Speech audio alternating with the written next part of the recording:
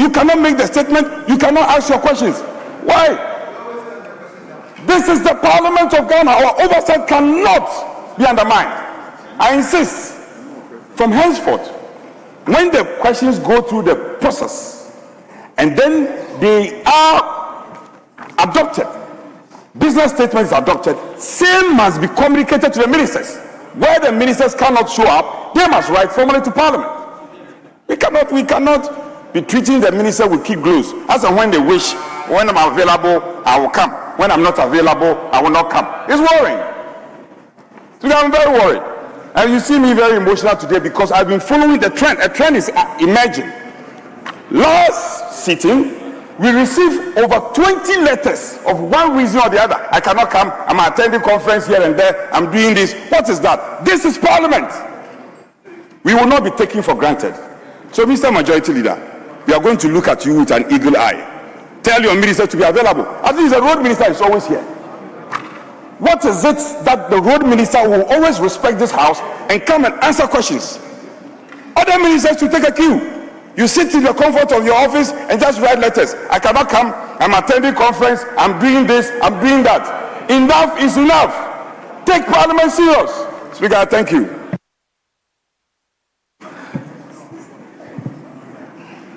Yes. Honorable Kwame Abuja.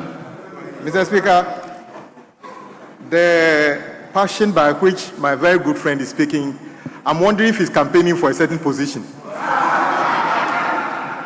This looks like a campaign kind of, it's not very usual of you. It looks like a campaign, but it's just a suspicion, but let me leave that one there.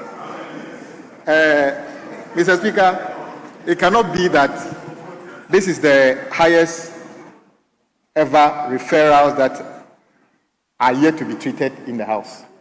It is true, I agree with my colleague that when we have so many referrals to committees and they are not treated or they are not taken, it makes us not effective. So I agree with him that committee leaders should do well.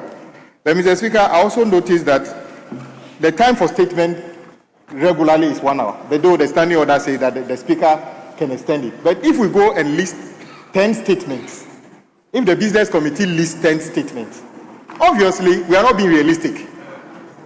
Because we are not going to be able to take 10 statements when everybody is speaking even 5 minutes. It will take us more than 5 hours to be able to deal with those things. So maybe the business committee should be firm as to whether we need to program a certain number of statements only. Mr. Speaker, it's also not very accurate that colleague ministers are asked questions and they only write and to say that they cannot be here. Mr. Speaker, on Wednesday, I was here. A colleague asked the question. I spent time with my agencies to prepare answers. When the question was called, the colleague was not here. What about that one? So it works both ways. Yes, I'm talking about my colleague, Honorable Asenso Wachi, who wanted to talk, some clarification on the Accra-Kumasi Expressway. I prepared an answer, only to find out that my colleague was not even in the chamber. What about that one? So whilst it is important to insist that ministers are here to answer questions, those who ask the question must also be here to ask the question when ministers are here.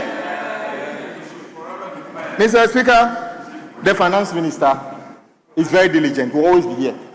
The whole of this week, he was working hard to pay an interest of 10 billion Ghana cedi on the mess created before President Mahama took office. The interest alone, over 10 billion Ghana cedi. He paid it this week. Ask me whether it would be more important for him to be in this house. If Ghanaians were to be asked, should the finance minister remain in this house answering questions or to go and find money and pay the 10 billion, I know Ghanaians will say he should go and find the money and pay the 10 billion. So he was actually working for Ghana. He was not sitting in the office doing nothing. He did what was important. So, Mr. Speaker, I think we should put these things in context. But my good friend, because you said this is one of the highest, 75 questions have been answered in a week. Maybe if you can help the House, which day? That is 75 questions when I was there.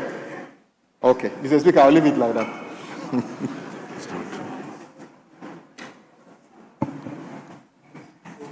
Yes, let me find out for Honorable Patricia Piaget whether you want to make comment. Yes, Majority Leader.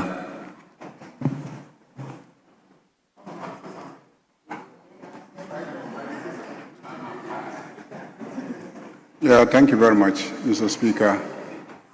Mr. Speaker, it is true that earlier in the week, Honorable Habib approached me, and I think he raised it, that there was a need to invite the Ministers of Finance, Agriculture, and relevant agency heads for us to have a discussion on cocoa.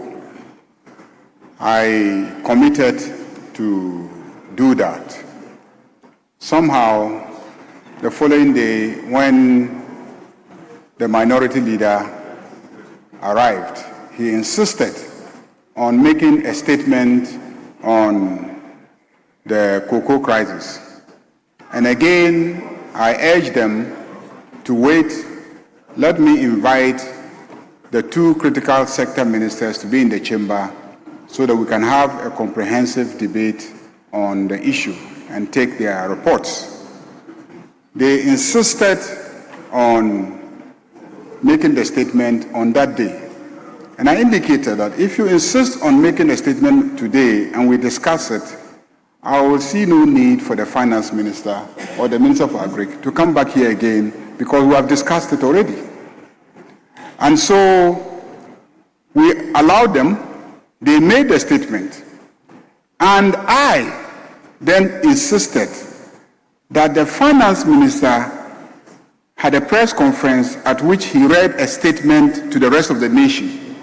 And so I was using the opportunity to repeat entirely what the finance minister has said at that press conference because it addresses all the issues that you had raised in your statement.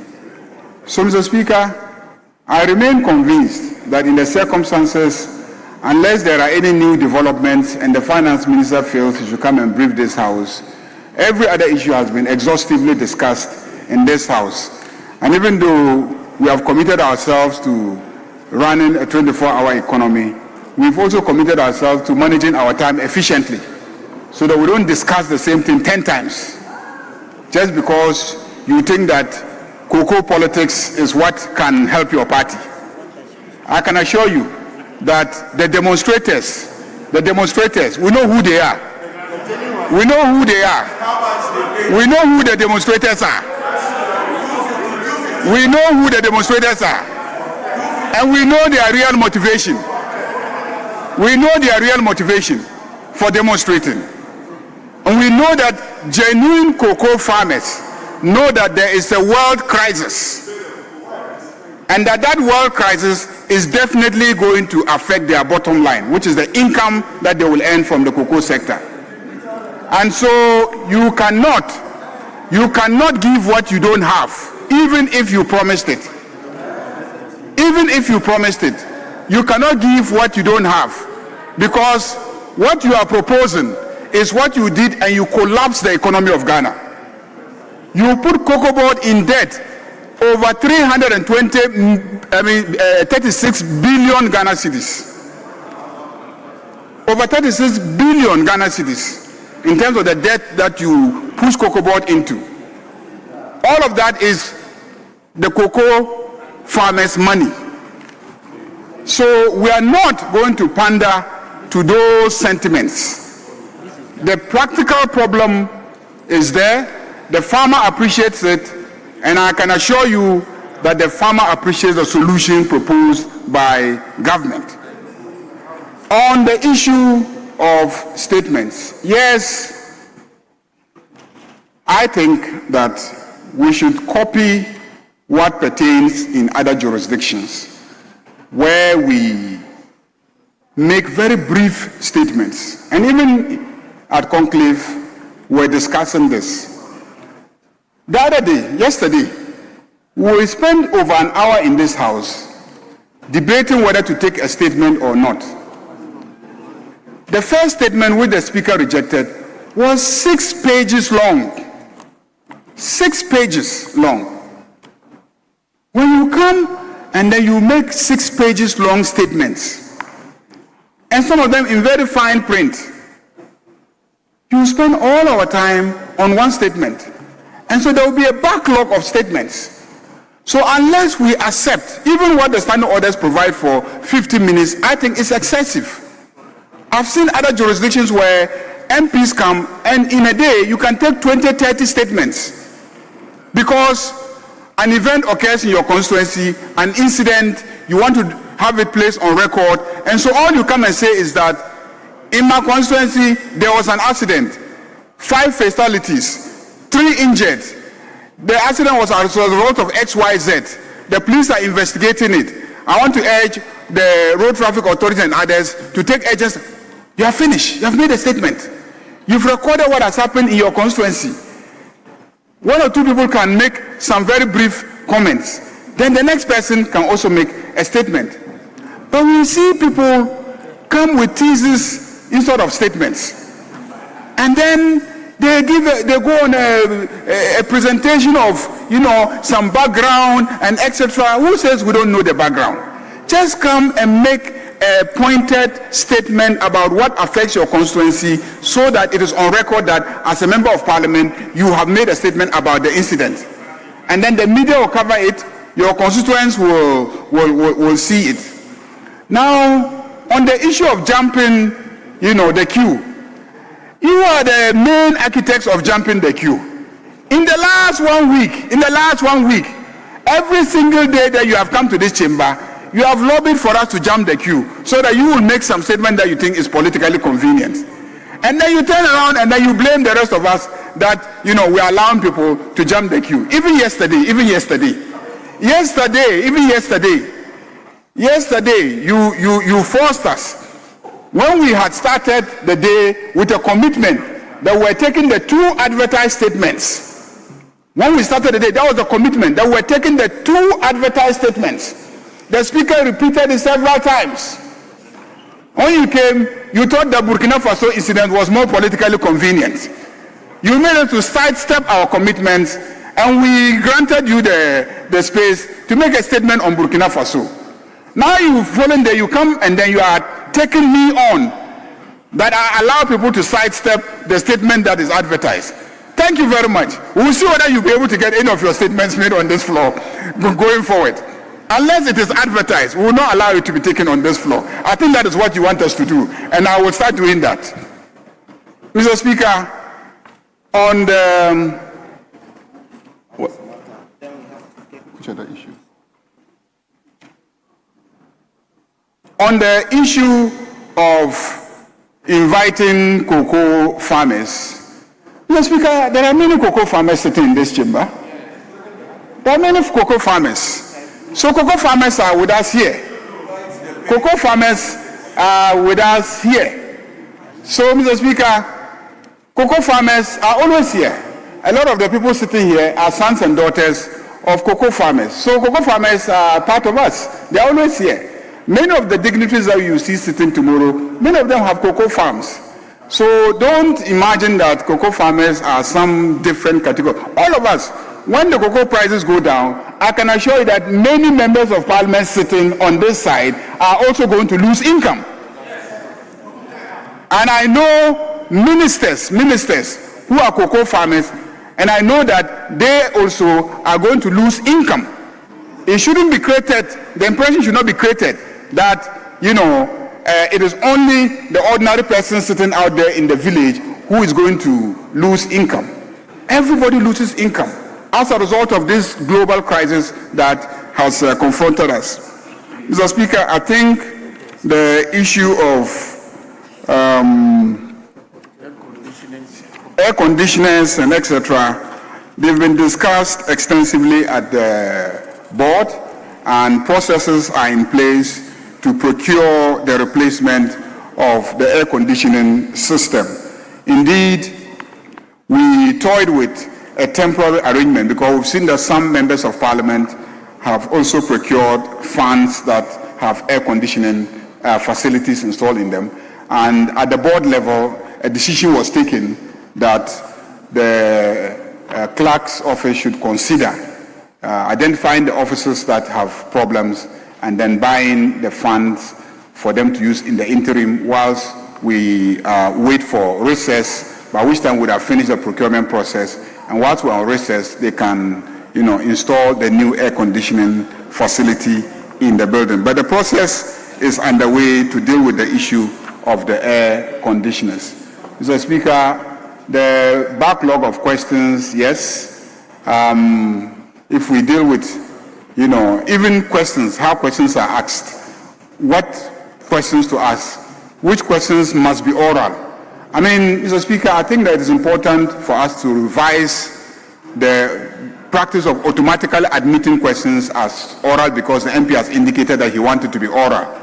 Some of the time we are just seeking information. That information can just be communicated to you by a written answer which can be advertised and then, published in the order paper so that you can have access to the information. But if we insist that every question, the minister must come and stand here and answer the questions, we are going to create a problem for all of us. And I can assure you that no matter what you do, President John Dramani Mahama will not increase the number of ministers.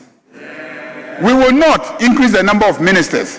If you think by inundating ministers with questions, they will be forced to increase the number of ministers so that we will fail on our political promise, we will not do that. We will not increase the number of ministers. And at the same time, those ministers must also perform their job, just as he has indicated. You have left us huge debts. The Minister of Finance had to pay as a deadline the day before yesterday, 10 billion Ghana cedis. 10 billion Ghana cedis. How is he going to pay if all the time you come here and ask him questions that he thinks that do not help him to raise 10 billion Ghana cedis? So, Mr. Speaker, the ministers have to carry out their core responsibility of administering this country. And at the same time, they will come to this parliament and answer questions. And the ministers have been coming. Don't create the impression that they don't come. As we speak, the questions that we have scheduled for today, the minister was here. I mean, he sent his deputy to come and answer the questions. Sometimes the ministers come to answer questions, and then we spend the whole time engaging in politics and consuming their time. Yes, when you were speaking, you spoke and spoke and spoke and spoke. Now that I am speaking, you are sitting there and then you are gesturing and then you are making all sort of mannerisms. I'm not speaking to the business statement. Were you speaking to the business statement? I'm asking you, were you speaking to the business statement?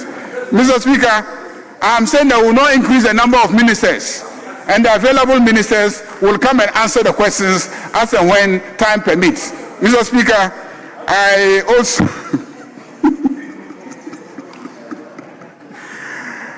I'm not the president, but I can tell you that we will not increase the number of ministers. The ministers will remain 60. Mr. Speaker, let me thank colleagues. Let's all try and then come next week for the State of the Nation address, and let's be punctual and let's come on time. And I believe that after that we'll schedule the debate, but still we'll make room for answering as many questions as possible.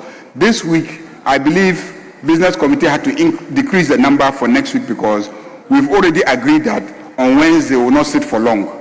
On Thursday we'll not sit for long because we have to adjourn early for them to have access to the chamber. So you don't have Thursday.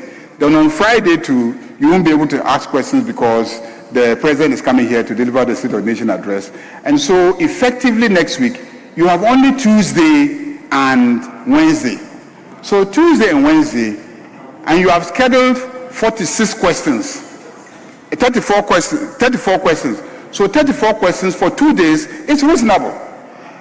If you use 2 days to answer 34, if you had 4 days, how many would you answer? You will answer close to the 70 that you say should be our target. So we're only being reasonable that we don't have Thursday and we don't have Friday. So you have to reduce the number of questions. That's how come it was reduced to 34. Thank you very much, Mr. Speaker. Honourable members.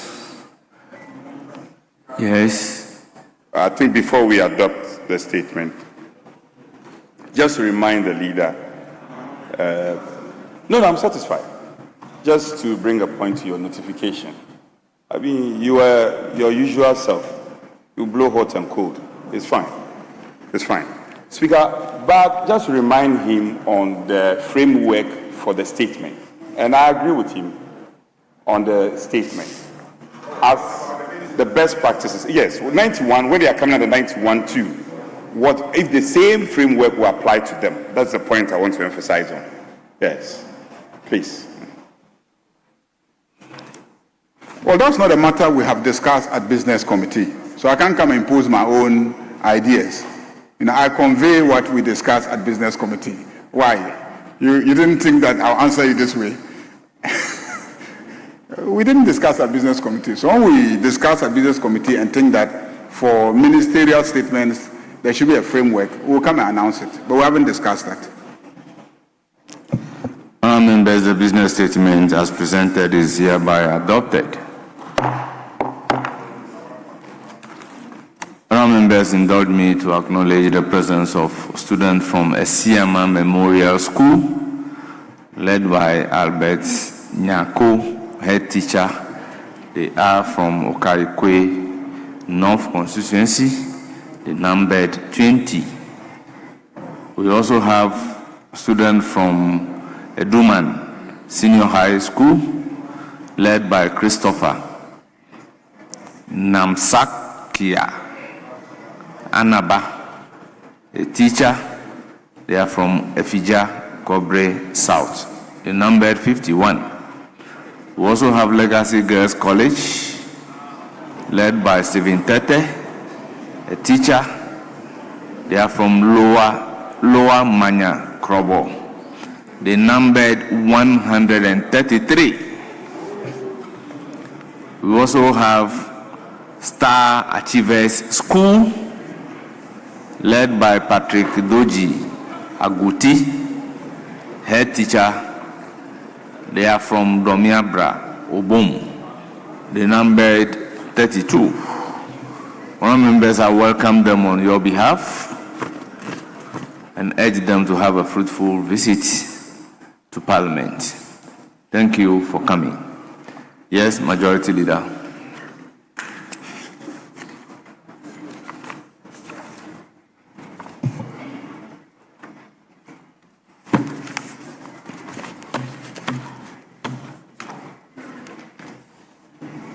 Mr. Speaker, we will take the questions.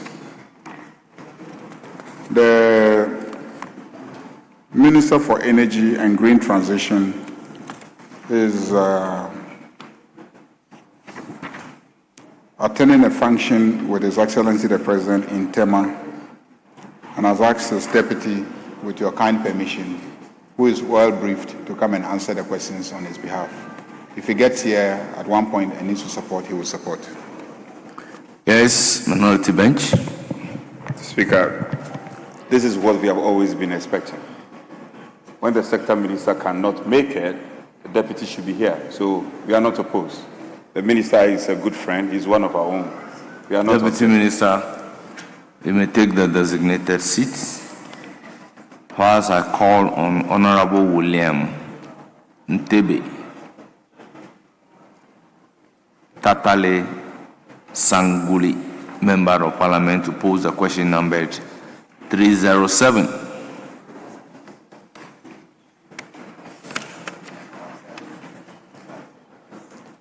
Well, let's go to question numbered 308 as I request the answer to question number 307 to be transmitted to the member. I'll call on Professor Titus Kofi Beyo Lambusi, Member of Parliament, to pose the question number 307. Yes, so I direct that the answer to question number 307 be published. Yes. Thank you, Right Honourable Speaker. Right Honourable Speaker, I have the authority of the... Are you Titus Beyo? No, please. Please resume your seat. Can you resume your seat? I call on Honorable Titus Beyo to answer question number 308.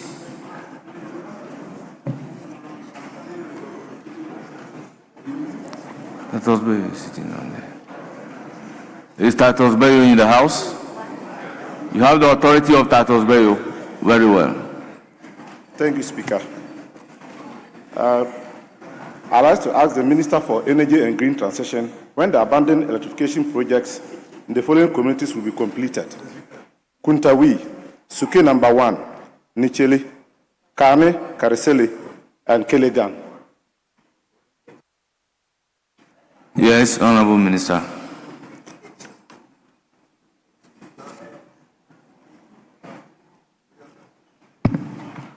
Thank you, Mr. Speaker. The communities, namely Kuntawi, Suke number 1, Nichili, and Kani Kasile, form part of the Ministry of Energy and Green Transition's ongoing SHEP 4 and SHEP 5 rural electrification projects in Lambusie, Kana district of the Upper West region. Installation works including high voltage, low voltage, and transformer substation has been completed at Kuntawi and Sunko number 1. However, 2 kilometers out of the 4 kilometers completed, HV line 7 Nichili has been vandalized. The 33 and 43 kV and 200 kVA 3-phase transformer 7 Nichili has been mounted and yet to be dressed. 53 number and LV poles out of the 150 LV poles have been supplied, planted, and strung. At Kani Sauli, 10 out of the 20 HV poles has been planted and strung.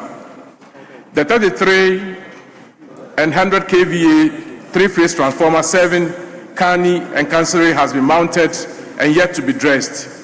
LV poles are yet to be supplied.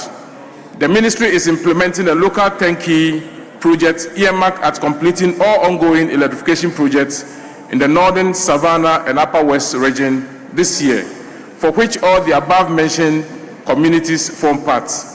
This initiative is to eliminate delays associated with traditional SHEP projects. The Kilagan community does not form part of any of the Ministry of Energy's Green Transition ongoing projects. This community will be considered for electrification when there is sufficient balance on funding under the above-mentioned projects.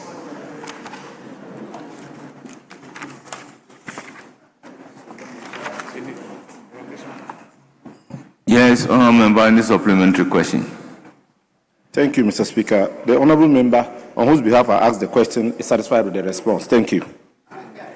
Thank you. Honourable Member, apology. Titus has been sitting at the middle here, so I saw the Honourable Member thinking that Titus is seated. Whilst you want to ask the question. So, Honourable Member, this is a constituency-specific question. We'll move to question number 366, standing in the name of Nelson Kofi Jaba, Karachi East. Yes. Thank you, Mr. Speaker. I have the authority of the Honorable Nelson Jaba to ask a question on his behalf. You see, when I sit down and I watch certain things, I wonder if members really have the authority, because he couldn't be instructing or giving authority to more than one person. No. So I don't expect to see more than one standing to ask the question in the absence of the member. Mr. Speaker, he called me a couple of minutes ago, and I have the Very well. here. Please proceed to ask the question. Mr. Speaker, I rise to ask the Minister for Energy and Green Transition the plans of the ministry to connect the following island communities to the national grid of electricity: Beposo, Nyakonakwe, Achivi Copper, Tumi Copper, Sikape, and Jerusalem. Yes, Honorable Deputy Minister.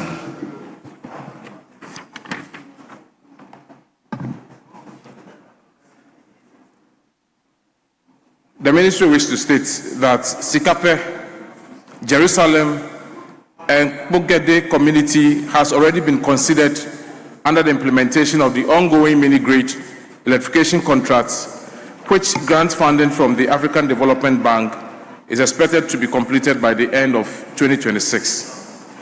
Achieve copy, Beposo, Nyakuma copy have been earmarked for mini-grid electrification under the next phase of the implementation of the mini-grid program, in accordance with the National Electrification Scheme. The specific timing for electrifying this community is subject to ongoing efforts to unlock additional funds for electrification, and the House will be duly updated on the outcome of these efforts. Thank you. Yes, any supplementary question? Mr. Speaker, no supplementary question. Thank you very much. This is also constituency specific. We move to question number 652, standing in the name of Ebenezer Alumire Ndebila, Member of Parliament for Zebila. Thank you very much, Mr. Speaker. I rise to ask the Minister for Energy and Green Transition when stalled rural electrification projects in the Zebila constituency will be completed. Thank you. Yes, Honorable Deputy Minister.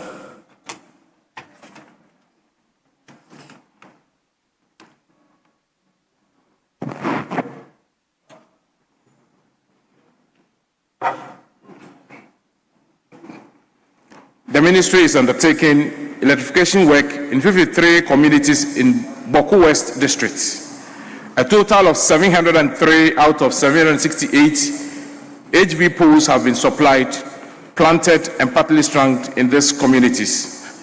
Out of the 8,530 LV poles required, 2,586 have been supplied, planted, and partly strung in these communities. The delays in the execution of the electrification projects are as a result of shortage of some key materials and equipment, including LV poles, transformer, conductors, meters, etc. The Ministry is procuring these materials, equipment, and would arrange for the release of same to allow for the completion of the electrification projects in the district. The Ministry of Energy and Green Transition expects to complete the installation works of Guzongo, Salipega, Wiga, Kunga, Ziga, Asobila, Dangunga, Zibuku, Dangunga Basic School, Dangunga Bangu, Kasongo, Sakpara, Timbelingo, Yepiliga, Bunkuro, Gozizi, and Sinda communities by the end of December 2026.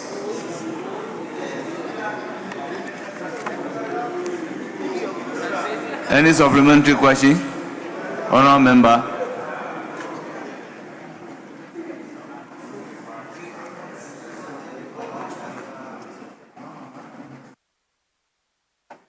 Thank you very much, Mr. Speaker. I think the Minister has given an elaborate explanation. I'm okay with it. I'm satisfied. Thank you. Question number 390, standing in the name of Honorable Michael Kwesi Edu, Member of Parliament for Oforikrom. You have the floor.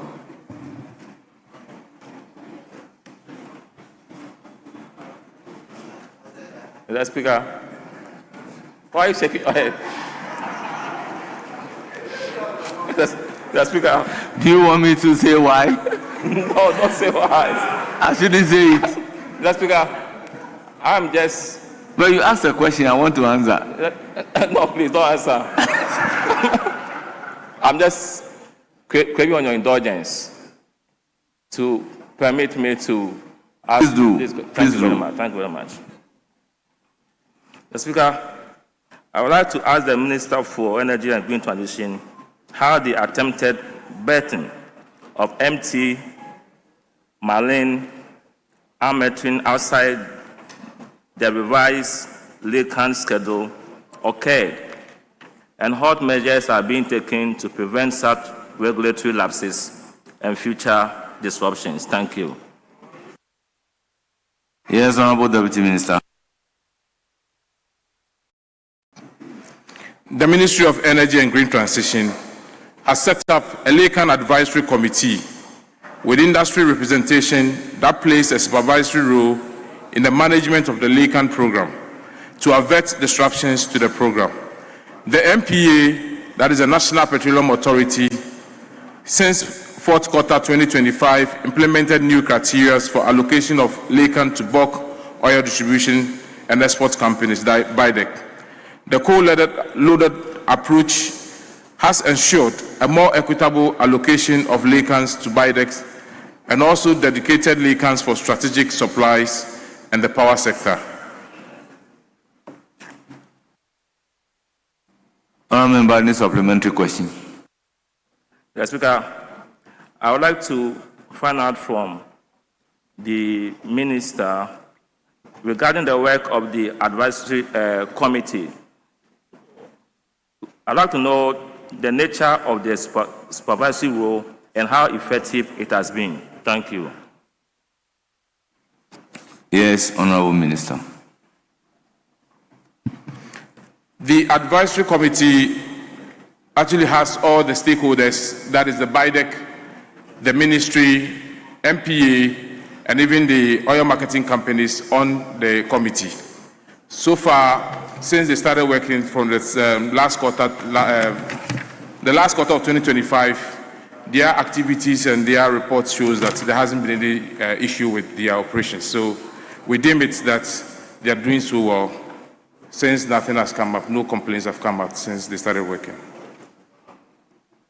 Yes, any further supplementary question?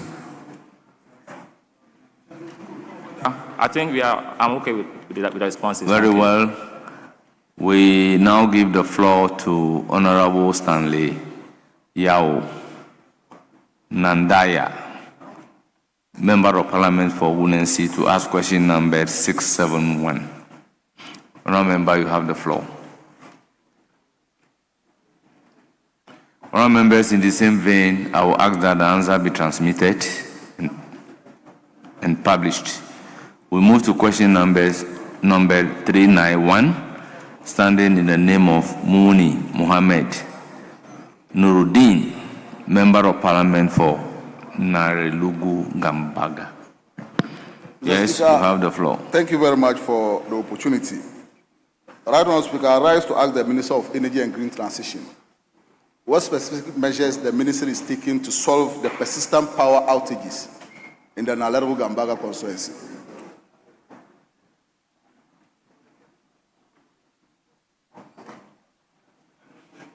Yes, Honorable Minister.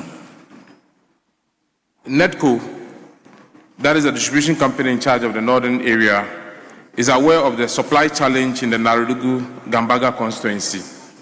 The current instability is primarily due to the security situation within the area, and communities along also have obsolete equipment at the Boko primary substation. Due to high security risk, maintenance teams have been unable to perform routine maintenance at the substation or along the line routes, and operational staff in the zone have been relocated for their safety. To address this persistent outage, the following specific measures are being implemented. There's a specialized line maintenance, that is, NEDCO has scheduled special maintenance, including vegetation control, insulation replacement, and the assistance of security force to reduce transient faults. There is also a new line construction.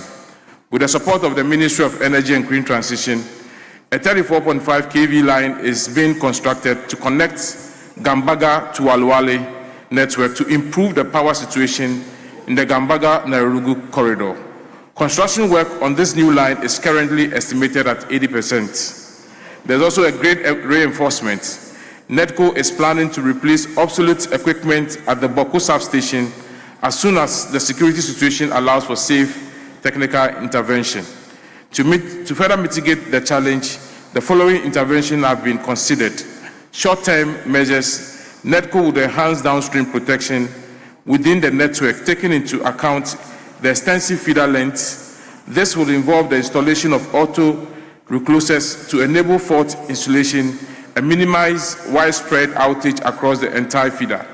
Implementation of this initiative is pending commitment authorization from the Ministry of Finance before work commences. The NEDCO has submitted its authorization requests, and the Ministry of Finance is working on it. In the medium term, NEDCO also wish to establish a switching station at Naralugu to provide dedicated feeder to the Bumpurugu, Gambaga, and Garu station. The switching station will be supplied from the Zebula box supply points. And the long-term measures, NEDCO, in conjunction with GRICO, also wish to construct a box supply point at Nakmanduri to serve Naralugu, Gambaga, Bumpurugu, and surrounding communities. Any supplementary question? Mr. Speaker, thank you very much. I'm satisfied with the answer. Thank you. Move to question number 540. Standing in the name of Honorable Issa Salifu Taylor, Member of Parliament for Takwa, Nswaim. Thank you very much, the Right Honorable Speaker. I rise to ask the Minister for Energy and Green Transition when the following communities in the Takwa Nswaim constituency will be connected to the national grid. Yes, Honorable Deputy Minister. The Right Honorable Speaker, I think I would like to mention the various communities. Very well. Ebusem, Esiesu, Nyamiase, Aglika, Krobofo, Ekrasi, Kwesikrom, Patahon Brenya, and Bipochu. Thank you. Yes.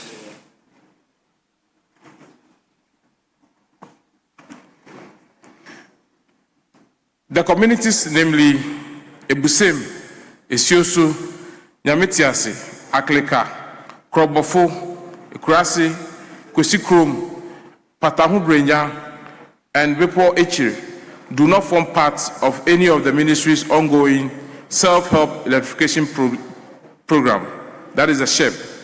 However, the ministry has tasked its consultants to undertake engineering survey in the communities to be considered for connection to the national electricity grid in the subsequent phase of the electrification program when funds are available.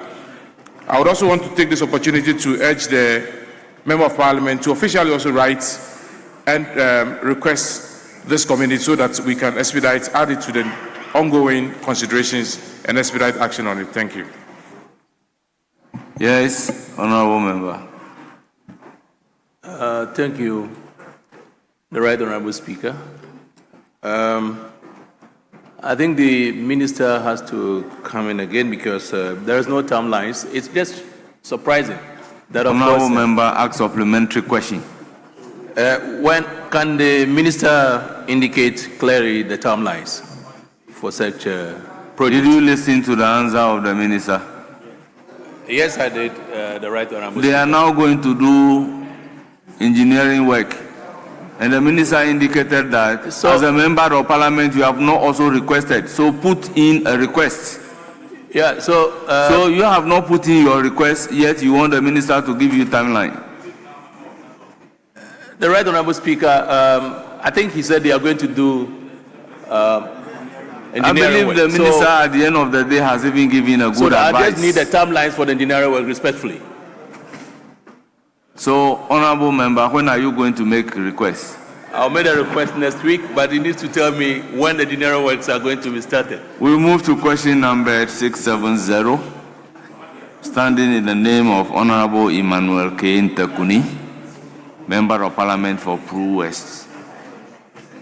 Thank you, Mr. Speaker.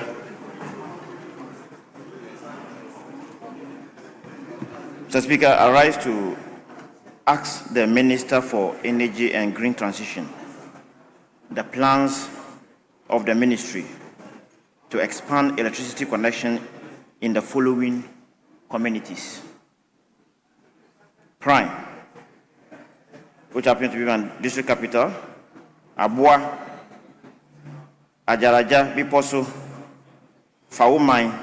Where did you get the district capital from in the question?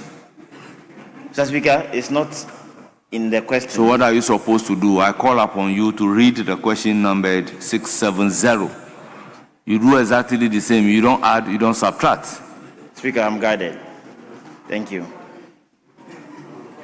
The next community, Faumai, Damankwanta, Abase, Konfukrum, Zabrama, Yapare, Benim, and Cherambo, Kamampa.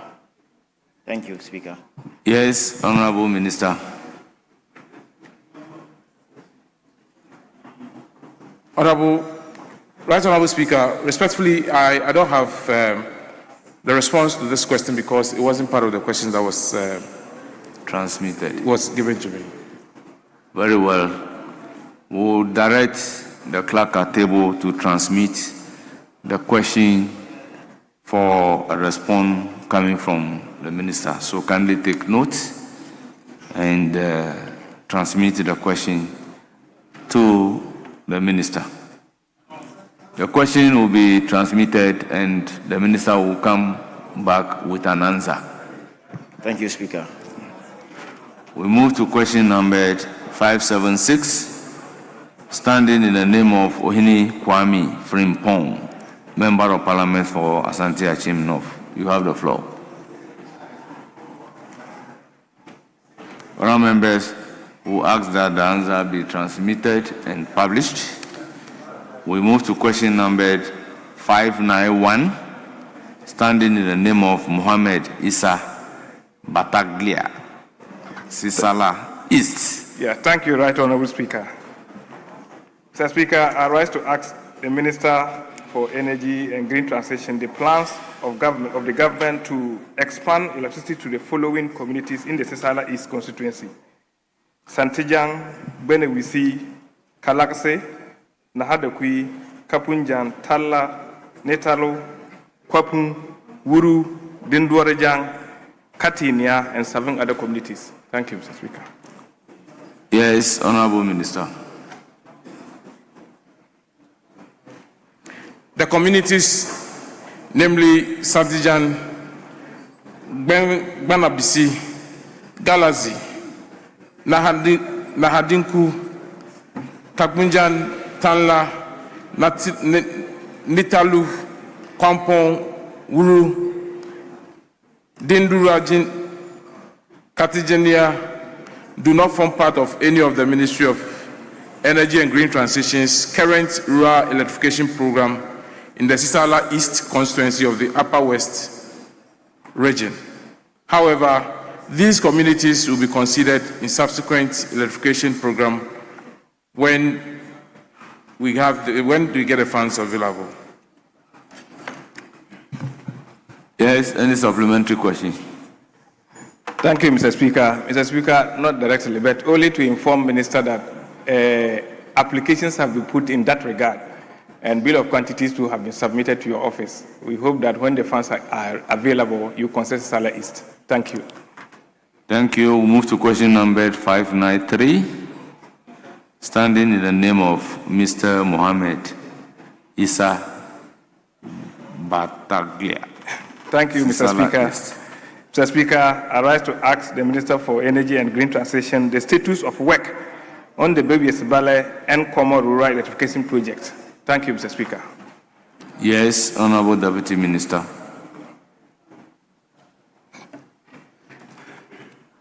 High voltage and low voltage substation and customer service works have been completed at Bawasibole. The community has been connected to the national grid with over 290 customers enjoying electricity since the year 2018. Common number 1 and common number 2, part of the ministry's ongoing SHEP 5 rural electrification projects in the Sisala East District of the Upper West region. High voltage and low voltage works have been completed at common number 1 and common number 2. Transformer has been supplied and mounted. However, 7 kilometers out of the 12 kilometers HV line 7, common number 1 and common number 2 was vandalized in 2024. Subsequently, the ministry has recently authorized the release of electrical materials required to restore the vandalized network. The ministry is implementing a local turnkey project earmarked at completing all ongoing electrification projects in the northern Savannah and Upper West regions this year, for which all the above-mentioned communities form part. This initiative is to eliminate delays associated with the traditional SHEP projects. Honourable Member, any supplementary question? Thank you, Mr. Speaker. Mr. Speaker, I will want to confirm that by thanking the minister. I think the contractor contacted me to assist in how we are transporting the release materials to the... Thank you very much. We move to question number 592, standing in the name of Kwame Apia Konduya, Member of Parliament for Fantiakwa North. Thank you, Right Honourable Speaker. I would like to ask the Minister for Energy and Green Transition the plans the ministry has to support developmental projects which are in dire need of the VRA resettlement in the following communities in the Fantiakwa North District: Dide Serakun, Onukun, and Domrase. Thank you, Right Honourable Speaker. Yes, Honourable Deputy Minister. A little background on the VRA resettlement program. The creation of the Akosomo Dam led to the acquisition of various sites to resettle persons who are affected. Consequently, 52 resettlement sites were created as a result of the Akosomo Dam project, which include the Dedesu, Reku, Onuku, and Dominase. On 22nd July 1996, a trust fund was executed between Volta River Authority, the government of Ghana, acting through the SWA Minister for Mines and Energy, and first trustee. The trust deeds established the Volta River Resettlement Trust Fund, and it was established to carry out social and welfare projects and other needs for the benefit of the Volta resettlement communities. Annual contribution of CD equivalent of 500,000 United States dollars is made to the fund by the Volta River Authority. Since 1997, the fund has supported the Dedesu, Reku, Onuku, and Dominase resettlement township with various development projects in the area of education, health, sanitation, water, electricity, and security, among others. Upon reconstitution of the Board of Trustees of the fund, it is envisaged that the fund could consider supporting Dedesu, Reku, Onuku, and Dominasi communities with the following proposed projects, subject to the availability of funds and equitable allocation of funds among the 52 VRA resettlement township approved by the managing trustees of the fund based on need assessments.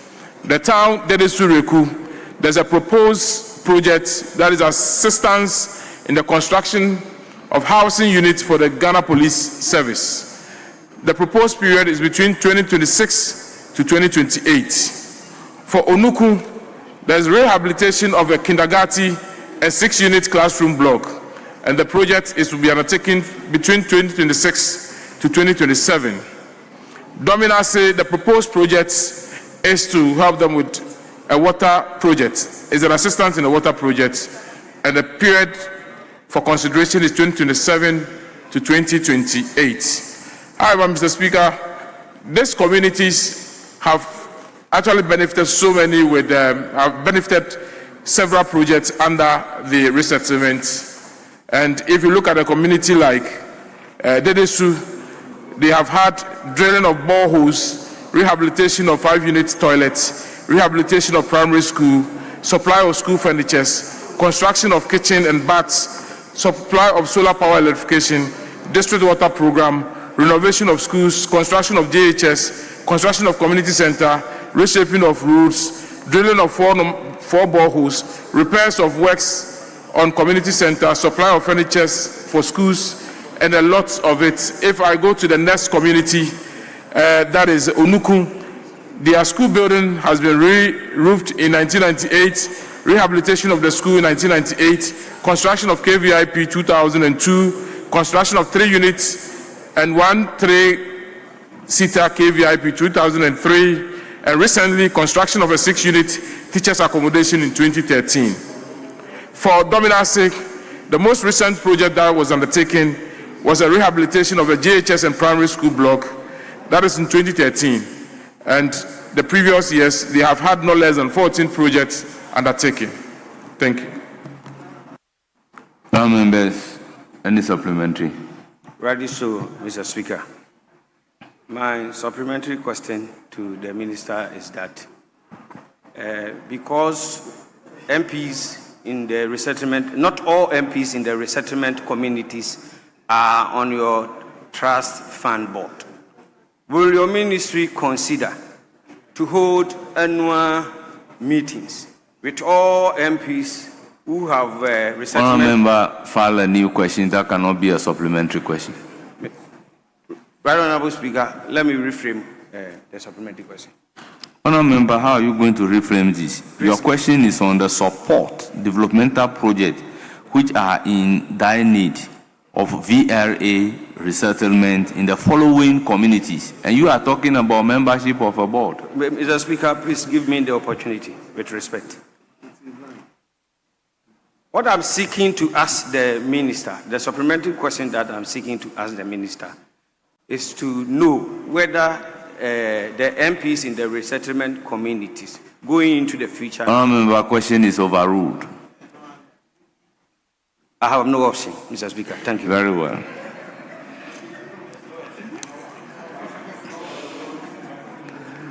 Honourable members, I maintain that we take this. The reason is that you don't take the minister by surprise. He must be aware. That's why the supplementary question is limited to the scope of the question that you have asked. You are asking for development project support in certain communities, and then you are coming to ask a supplementary question on the membership of members of parliament in resettlement areas on a board. It's clearly different thing. Clearly different thing. And it really offends Standing Order 89.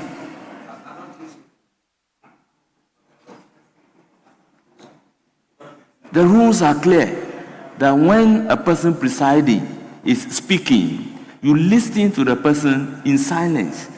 It's even disorderly on your part. If you are doing the wrong thing and you are being corrected, then you think you are right. You can ask your seniors whether that is done.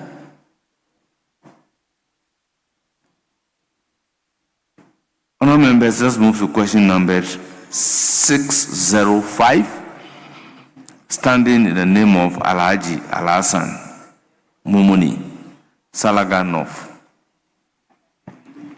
Yes. Thank you very much, Right Honourable Speaker.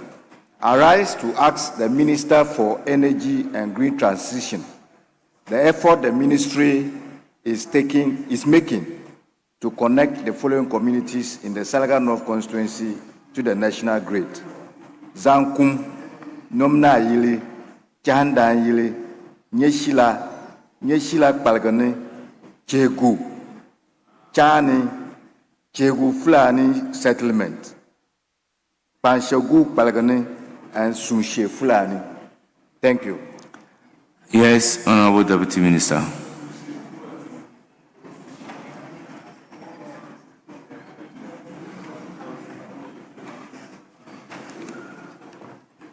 The Zagum, Chandalili, and Nyashili communities form part of the ministry's ongoing cost-sharing projects in the northeast Gonja district of the Savannah region.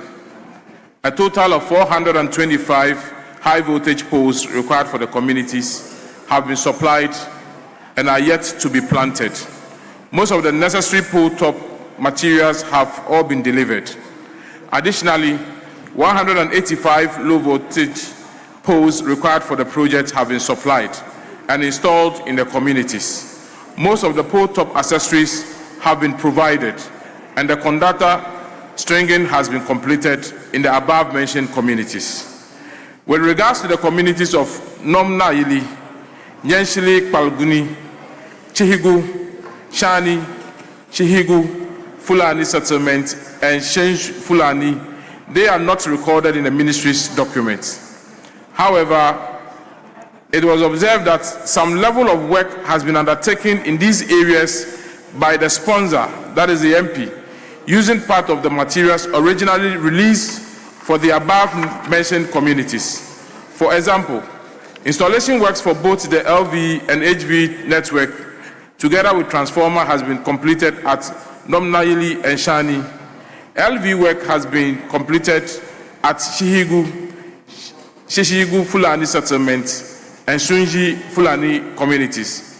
The ministry is implementing a local turnkey project earmarked at completing all ongoing electrification projects in northern Savannah and Upper West regions this year, for which all the above mentioned communities form part. This initiative is to eliminate delay associated with the traditional share project. So under this initiative, the communities will be attended to. Any supplementary question? Yes, right, Honorable Speaker. The Numna Yili, Chani, and Banshaguk Balgane communities have indeed been completed by my support, awaiting meters. Can the minister assure us when we will get meters to be able to connect these communities as soon as practicable? Honorable Minister. The ministry has just received some meters. So as part of the ongoing turnkey projects, we would expedite work within the communities. We'll give it the needed attention and will not wait for the contractor to take his own time. So, Honorable Member, be assured we would attend to it. Any further supplementary? Thank you, Right Honorable Speaker. We then move to question number 606, also standing in the name of Alhaji Alhassan Mumuni. Thank you, Right Honorable Speaker. I rise to ask the Minister for Energy and Green Transition the plans the ministry has to connect the following communities to the national grid. Banvim, Komlanyili, Ka, Changuni, Defisa, Kijipulari, Dungoni, Batiani, Chana Yili, Epuna Yerma, Palang, and Ruandogo Botwo. Thank you. Minister. The above mentioned communities do not form part of the ministry's ongoing electrification projects. However, as I earlier indicated, the ministry is currently undertaking an ongoing turnkey projects for local turnkey projects. Besides, as part of the ministry's commitment to electrifying 4 regions, which the Savannah region is part of it, these communities will be considered when that project starts. Yes, any supplementary question? No supplementary. Thank you. Thank you very much. Honourable members, statement time is ended. On your behalf, I thank the Honourable Deputy Minister for Energy and Green Transition for attending upon the House to respond to the scheduled questions. Accordingly, you are hereby discharged. Once again, thank you for coming. Yes. Right Honourable Speaker. In fact, you mentioned a statement time. I think it's question time. I mentioned question time. No. Statement time. Yes, please. Thank you for correcting me. Thank you. Thank you very much. Honourable members, question time is ended. And Minister, we are grateful to you for attending upon the House to respond to your questions. Yes, Majority Leadership. Mr. Speaker, we are to do legal education reform bill, page 916.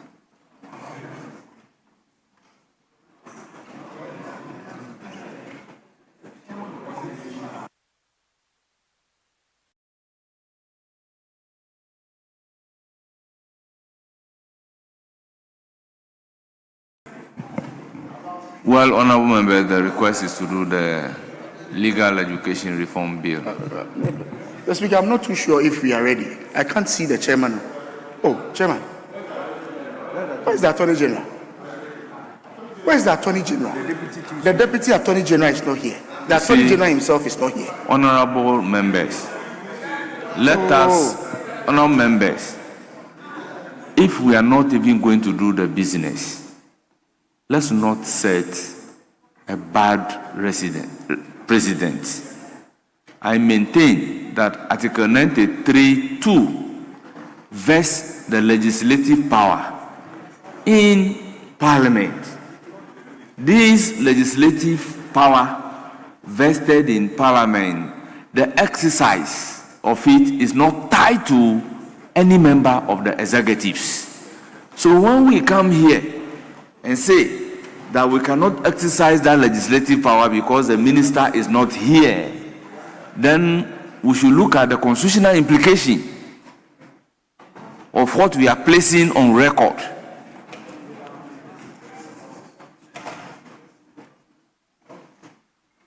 So does it mean if a minister is not in this house, we cannot make law? So that will be controlled by the legislature as and when they want the minister comes? After the introduction of the bill, it's in the domain of Parliament. Yes, leader. We can go ahead. I've just contacted with my team. Thank you, Mr. Speaker. Let's do a few clauses as we discuss at conclave today.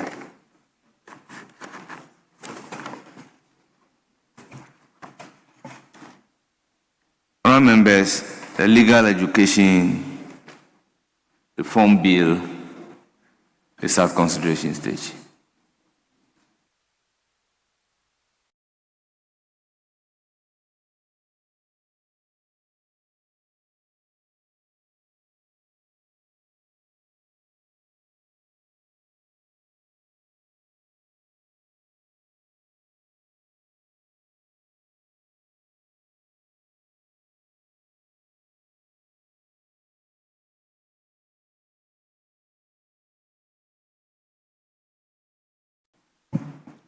Yes, clause 25.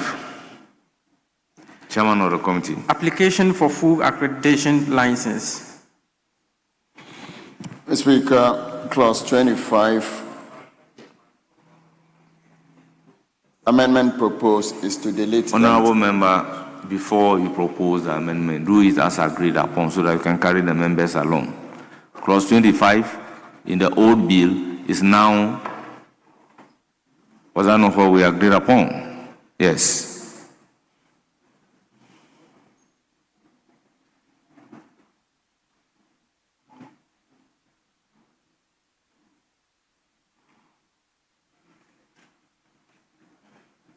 Mr. Speaker, rather, clause 25 in the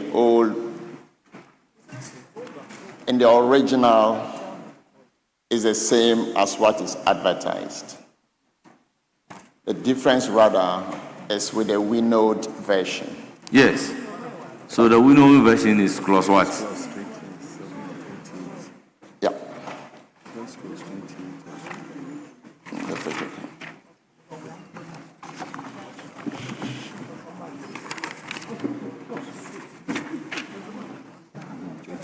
Yep.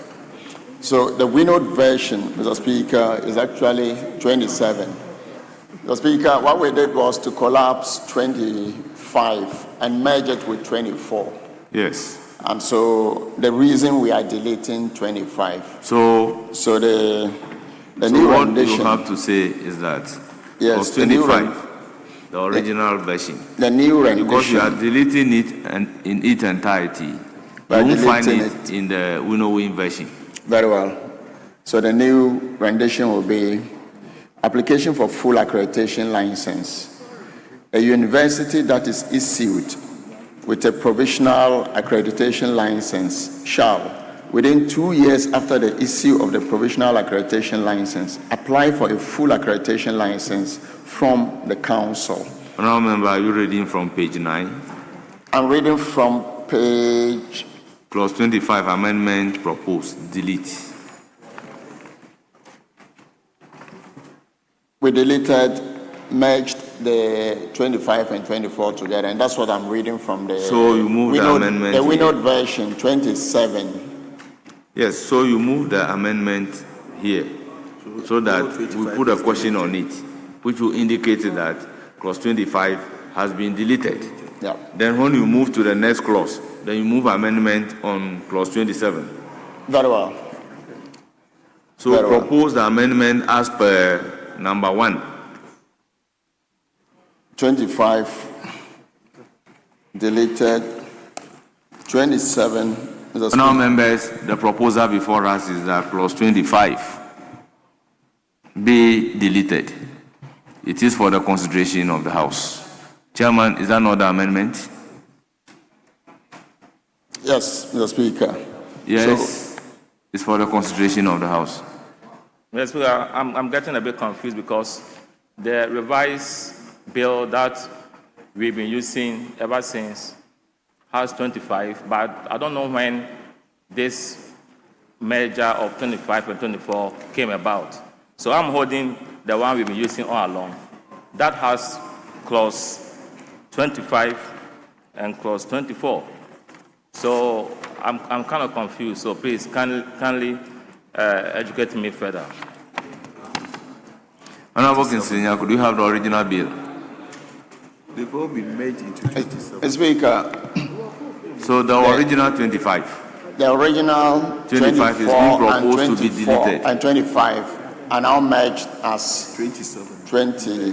No. Yes, so the merger will be in the new, in the winnowing committee's document. Absolutely. But your proposal here, Yep. that clause 25 be deleted, Yes. is to the original bill. It's the original. That's why I was urging upon you to move the amendment as captured by the order paper.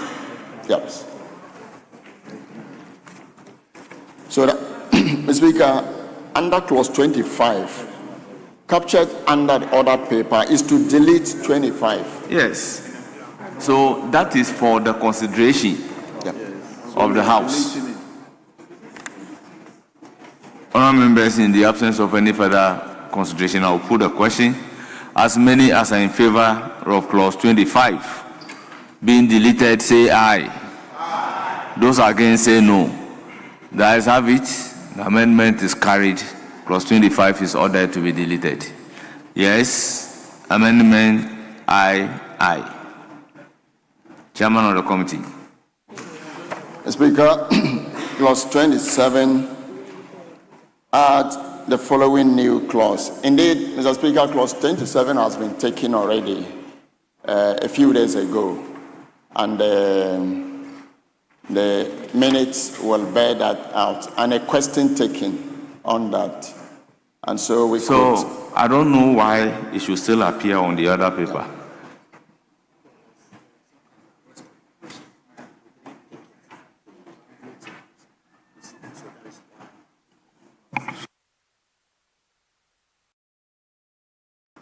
Very well, in view of the fact that clause 27 has been taken already, I direct that once it has been taken, we will then move to the next clause. We stopped at clause 31, so the next available clause for us to continue with is clause 32.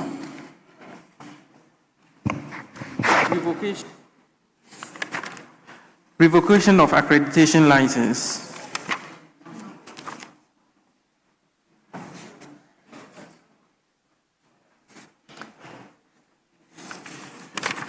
Yes. Right Honorable, clause 32 of the original bill matches with clause 34 of the winnowed bill. May I repeat that? Yes, it's taken. Clause 32 of the original bill matches with clause 34 of the winnowed bill. Mr. Speaker, amendment proposed. Add the following new subclause.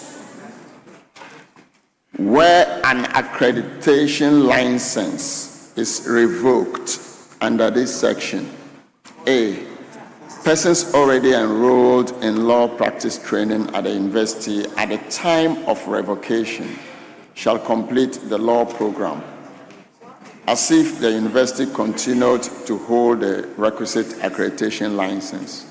And B, Please, if the amendment is long and it is already captured, just move it as such. Mr. Speaker, amendment proposed as advertised on page 10 of the order paper. I so move. Honourable members, the proposed amendment is for the consideration of the House to add the new clauses as captured in page 10. Any further amendment? In the absence of any further amendment, I will put a question on the proposed amendment. As many as are in favor of the proposed amendment say aye. Aye. Those against say no. The ayes have it. Proposed amendment to clause 32, now clause 34, is ordered to stand part of the bill. Now, I'll put a question on the entire clause. As many as are in favor of clause 32, now 34, standing part of the bill, say aye. Aye. Those against say no. The ayes have it. Clause 32 is accordingly ordered to stand part of the bill. Clause 33. Inspection of accredited universities. Clause Yes, Chairman of the Committee. Clause 33, Mr. Speaker, on the original document and 35 of the WeNote document. Mr. Speaker, amendment proposed. Subclause 1, delete and insert the following clause as advertised on page 10. I so move, Mr. Speaker. Yes, honorable members, it is for your consideration. Any further amendment? In the absence of any further amendment, I'll put a question. As many as are in favor of the proposed amendment to clause 33, say aye. Aye. Those against say no. The ayes have it. The proposed amendment is ordered to stand part of the bill. Yes, Chairman of the Committee, amendment numbered VI. Mr. Speaker, VI. Very well. This is an amendment in favor of the minority leader, Honorable Alexander Kwamina Afanyo-Markins.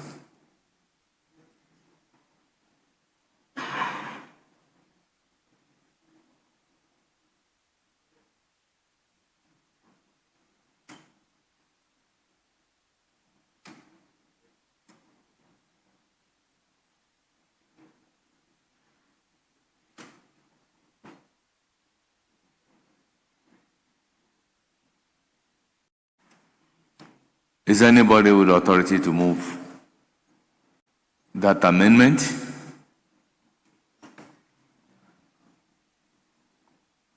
What's the decision of the Winning Committee?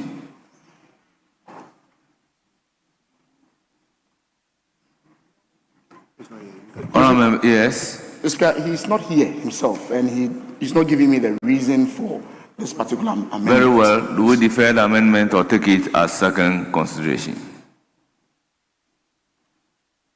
Yes, Chairman of the Committee. Speaker, we can then move to VII. Very well. Amendment proposed, subclause 2, line 3.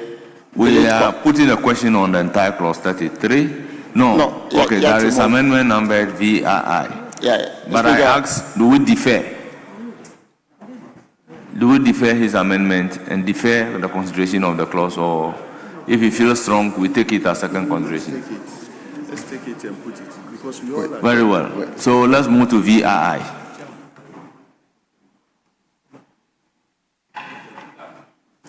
Yes. Mr. Speaker, regarding the amendment proposed by the venerable leader of the House, I mean, our side, the minority leader, I think that it is an amendment that is ready to be considered. It might be part of the bill. Because it says, and the Council shall ensure that inspections are conducted at least once in each semester to ensure continuous compliance with the prescribed standards. This is about quality assurance. So I support this proposed amendment from the leader. Yes, Professor, nobody in this House indicated that it is not an amendment that is not worthy for consideration.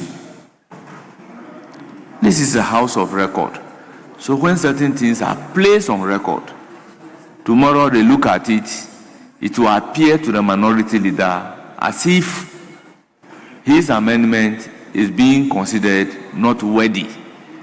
That is a wrong impression. We are looking for somebody who has his authority to either move the amendment on his behalf, we defer the amendment, or we put the question so that when he feels strong, he can come and take it at second consideration. Yes, Speaker, I agree with you. I have to withdraw the word worthy. But because you asked the chairman his position on that, that was why I came back and suggested that we should consider it and deferring it. The position that I asked the chairman is that, are we deferring for second consideration, or the Winnowing Committee has a position on this? So he said we should continue. That's why I called item numbered VII. Chairman of the committee, item numbered VII. Speaker, item number VII, amendment proposed, subclause 2, line 3, delete commission and insert council. I so move. It is for the consideration of the House. I'll put a question. As many as are in favor of the proposed amendment by the chairman of the committee, say aye. Those against, say no. The ayes have it. The proposed amendment is ordered to stand part of the bill. I will then put a question on entire clause 33. As many as are in favor of clause 33 as amended standing part of the bill, say aye. Those against, say no. The ayes have it. Clause 33 is ordered to stand part of the bill. Clause 34. Appeal. Chairman VII. Clause 34, amendment proposed, Mr. Speaker, paragraph C, line 2, after education, delete reform. I so move, Mr. Speaker. Honourable members, it is for your consideration. I'll put a question. As many as are in favor of the proposed amendment to clause 34 by the chairman of the committee, say aye. Those against, say no. The ayes have it. Clause 34 as proposed to be amended by the chairman of the committee is ordered to stand part of the bill. Now I'll put a question on entire clause 34. As many as are in favor of clause 34 as amended standing part of the bill, say aye. Those against, say no. The ayes have it. Clause 34 is ordered to stand part of the bill. Yes, chairman of the committee. Speaker, IX, sectional note before clause 35, amendment proposed, delete degree. I so move. Honourable members, it is for your consideration.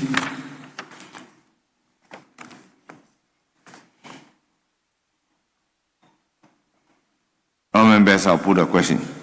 As many as are in favor of the proposed amendment to the sectional notes to delete degree, say aye. Those against, say no. The ayes have it. The sectional note as amended is ordered to stand part of the bill. Clause 36.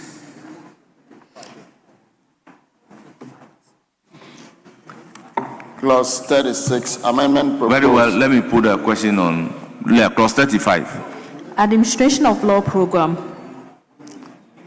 Chairman of the committee, any proposed amendment? Mr. Speaker, no proposed amendment. It is for the consideration of the House. Any amendment to clause 35? I'll put a question on 35. As many as are in favor of clause 35 standing part of the bill, say aye. Those against, say no. The ayes have it. Clause 35 as amended is ordered to stand part of the bill. Now, let's move to clause 36. Dean of Law degree program. Yes, Chairman of the committee. Mr. Speaker, amendment proposed. Subclause 1, line 1 after law, delete degree. And in line 2 after law, delete degree. I so move, Mr. Speaker. Let me do this before. Honourable members, I'll put a question on 36 and give consequential directive to the drafters to accordingly do the deletion of degree at the relevant sections. As many as are in favor of the proposed amendment by the chairman of the committee say aye. Those against say no. Drafters, can they take note and do all the consequential amendments? Again, clause 36.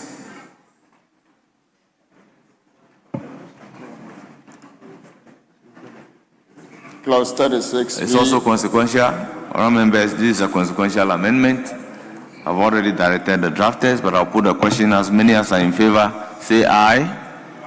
Those against, say no. The ayes have it. The proposed amendment is ordered to stand part of the bill. Same is, yes, same applies to item numbered XII at page 11. So I consequentially direct. So let's take the item numbered III. Amendment proposed, Mr. Speaker. Subclause 2, paragraph A, delete and insert the following as captured under page 11. I so move, Mr. Speaker. Our members, the proposed amendment is for your consideration. Any further amendment? In the absence of any further amendment, I'll put a question to the proposed amendment. As many as are in favor say aye. Those against say no. Our members, the proposed amendment by the chairman of the committee in XIII is ordered to stand part of the bill. Now, XIV. Chairman of the committee. Speaker, amendment proposed. Subclause 2, paragraph E, delete Ghana Bar Association and insert bar. I so move, Mr. Speaker. It is for the consideration of the House. Any further amendment? In the absence of any further amendment, I'll put a question.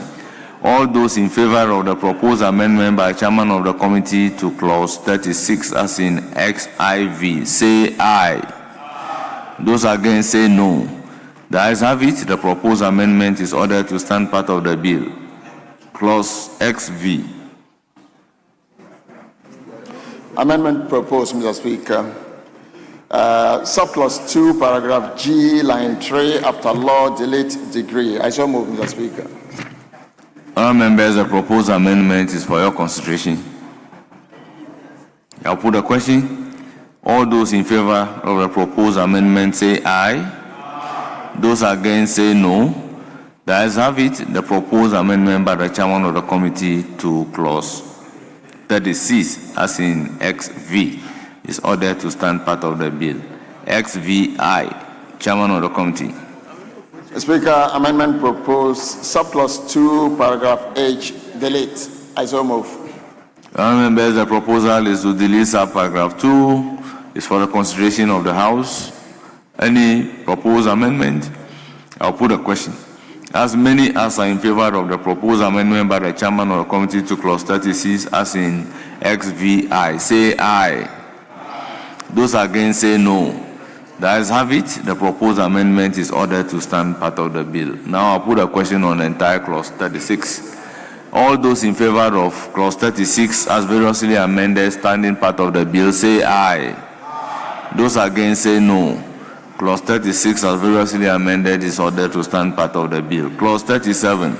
Functions of the Dean. Mr. Speaker, I note that clause 37 XVI. Yes, I consequentially directed that the issues relating to the degree. Very well. The drafters should do the consequential amendment and tidy it up for us. Now, clause 37. And so, Mr. Speaker, the entire clause 37 up to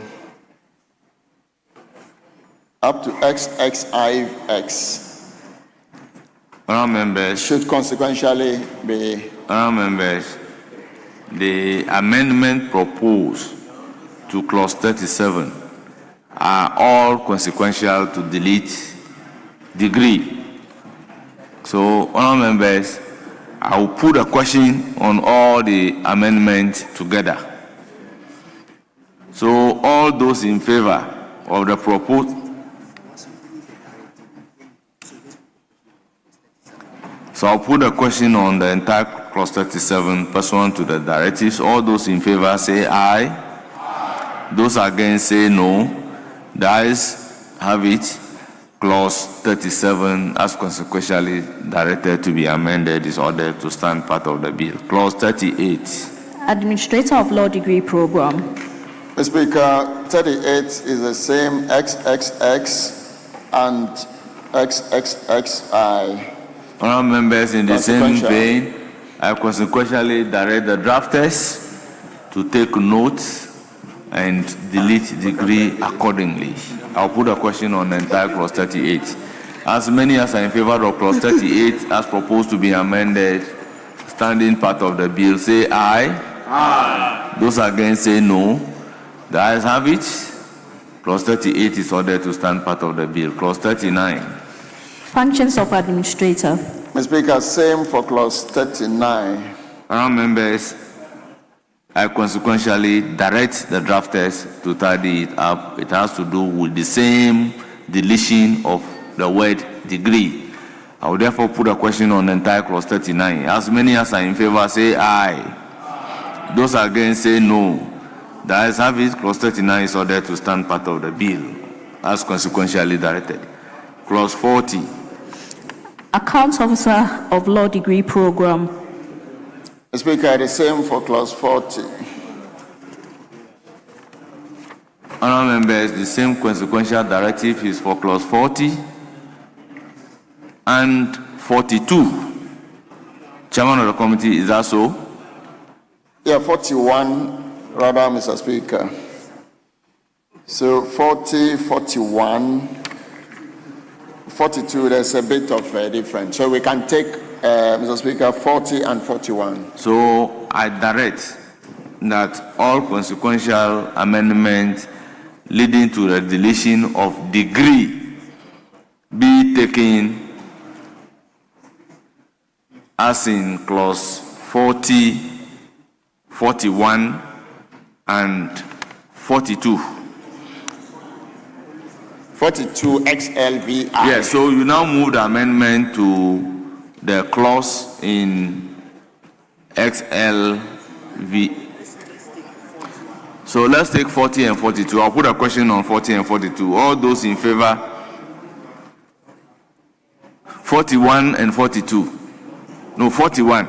All those in favor of the consequential amendment I've directed already. So all those in favor of the clause 41 as consequentially directed to be amended, say aye. We haven't taken 40. Okay, let me put a question on 40. All those in favor of clause 40 as consequentially directed to be amended, say aye. Those against say no. The ayes have it. Clause 40 is ordered to stand part of the bill. Clause 41. The question is... Functions of Accounts Officer. Yes. It's also consequential. I direct the drafters to take note of it. Then I'll put a question to 41. All those in favor of 41 as consequential... Yes? Speaker, 41. Clause C. So, if you have amendment to clause 41, let me put a question on, should we take the consequential directives, then we can come to your amendment? Very well, very well. So, your amendment. I propose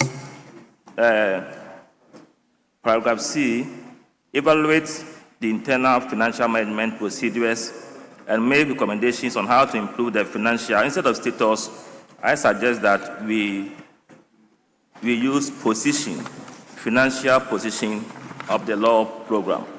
So we delete status So, and insert position. accountants, do we say financial status or financial position? Speaker, I think position is better. Very well. I'll put a question on your amendment. All those in favor of the proposed amendment by Honorable Kinsley Nyako say aye. Those against say no. The ayes have it. The proposed amendment by Honorable Professor Kinsley Nyako is ordered to stand part of the bill. Should I put a question on the entire clause 41 now? All those in favor of clause 41 as variously amended standing part of the bill say aye. Those against say no. The ayes have it. Clause 41 is ordered to stand part of the bill. Clause 42. Records of Law degree program. Mr. Speaker, we had already done XLVI, so we'll do XLVII.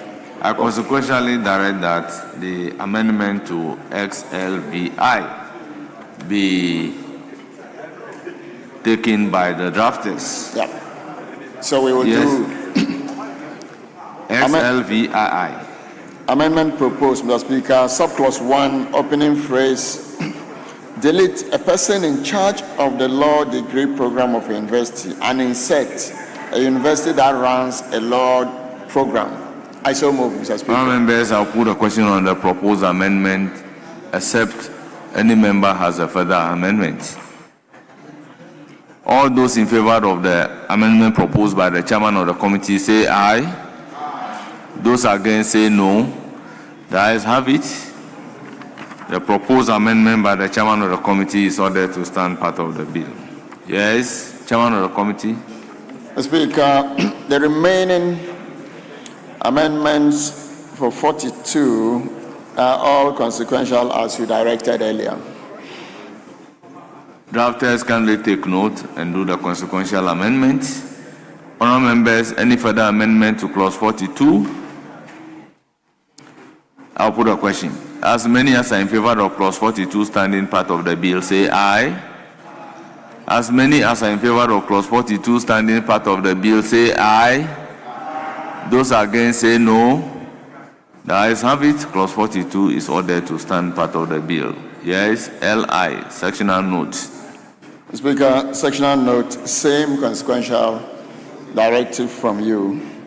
I'll put a question on the sectional note. As many as are in favor of the sectional note before clause 43 say aye. Those against say no. The ayes have it. The sectional note before clause 43 is amended. It's ordered to stand part, as amended, is ordered to stand part of the bill. Yes, LII.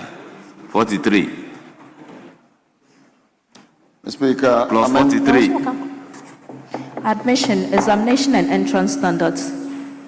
Speaker, amendment proposed. Subclause 1, delete a person in charge of the law degree program of a university and insert a university that runs a law program. I so move, Mr. Speaker. The proposed amendment is for the consideration of the House. Honourable members, any counter proposal? I'll put a question to the chairman's amendment. All those in favor of the proposed amendment by the chairman of the committee to clause 43 say aye. Those against say no. The ayes have it. The amendment proposed by the chairman of the committee is ordered to stand part of the bill. Clause LII, 43. Speaker, subclause 2, paragraph B, delete and insert the following. Has a first degree. I shall move, Mr. Speaker. It is for the consideration of the House. Honourable members, any further amendment? In the absence of any further amendment, I'll put a question to the proposed amendment by the chairman of the committee to clause 43 as in LII. Those in favor say aye. Those in favor say aye. Those against say no. The ayes have it. The proposed amendment is ordered to stand part of the bill. Yes, LIV. Speaker, amendment proposed. Add the following new subclause as advertised on page 16. Yes, this is in the name again of the minority leader. So, as usual, yes, if you have the authority. No, Mr. Speaker, just like we did the other one. We don't have authority, so we Very well, defer to the very second. well. Can be taken as second question. So I'll put a question on entire 43. As many as are in favor of clause 43 as variously amended, standing part of the bill, say aye. Those against say no. The ayes have it. Clause 43 as variously amended is ordered to stand part of the bill. Clause 45. 44. Non-discriminatory admission measures. Mr. Speaker, no advertised amendment. It is for the consideration of the House. Honourable members, any proposed amendment to clause 45? I'll put a question. Oh, it's to 44 rather. 44. Honourable members, any proposed amendment to clause 44? In the absence of any proposed amendment, I'll put a question to clause 44. As many as are in favor of clause 44 standing part of the bill, say aye. Those against say no. The ayes have it. Clause 44 is ordered to stand part of the bill. Clause 45. Admission measures for persons with disability. Mr. Speaker, no advertised amendments. It is for the consideration of the House. Honourable members, any proposed amendment? In the absence of any proposed amendment, I'll put a question. As many as are in favor of clause 45 standing part of the bill, say aye. Those against say no. The ayes have it. Clause 45 is ordered to stand part of the bill. Clause 46, Chairman of the Committee. Curriculum for Bachelor of Laws degree program. Mr. Speaker, it's also by Honorable Alexander Kwame Afenyo-Markin. Very well, by the same implication. Then LVI.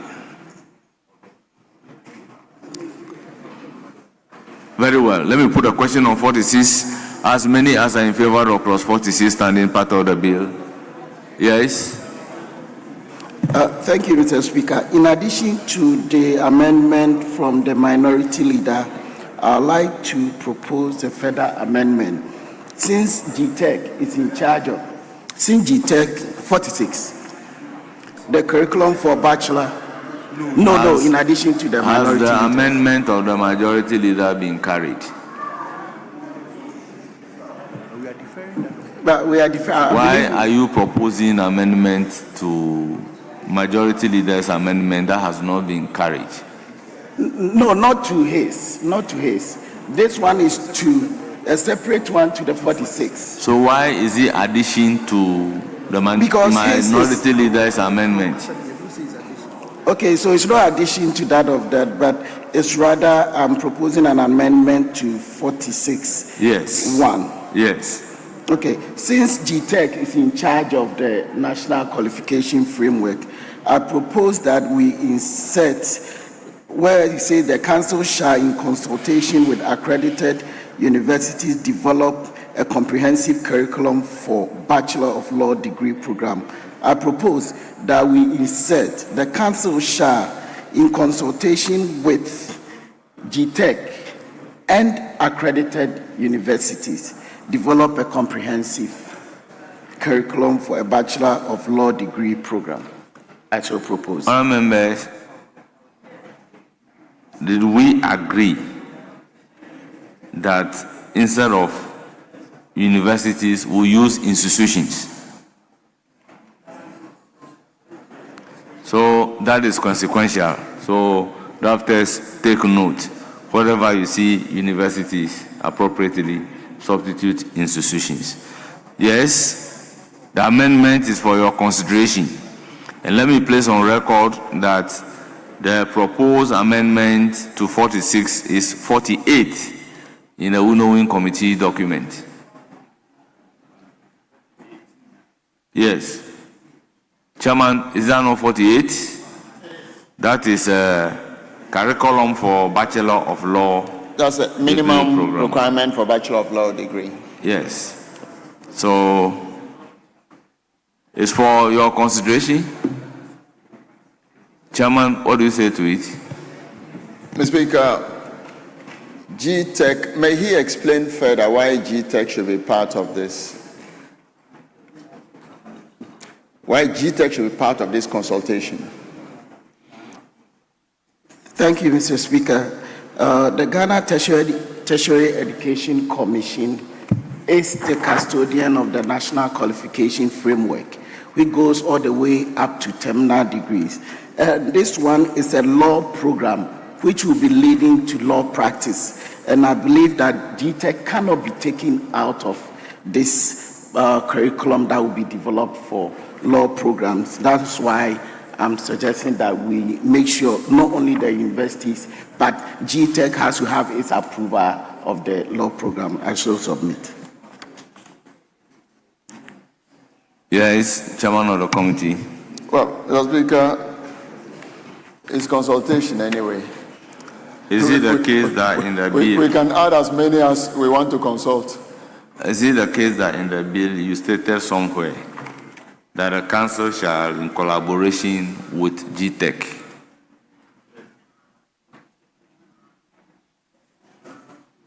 as part of the bill?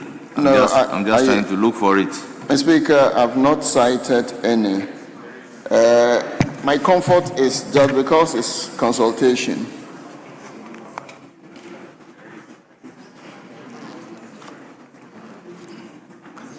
Consultation is not consultation. Yes, because I'm just looking for it. I know I've read somewhere in the bill that you say the council in collaboration with GTEC, and you've even quoted the GTEC Act, the Accreditation Act.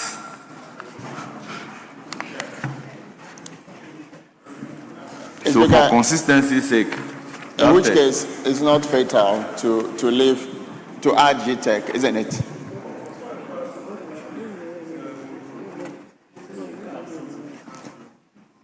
Yeah, that's fine. It's not fatal to add GTEC, that's all. Yeah. Yes, look at clause 3A.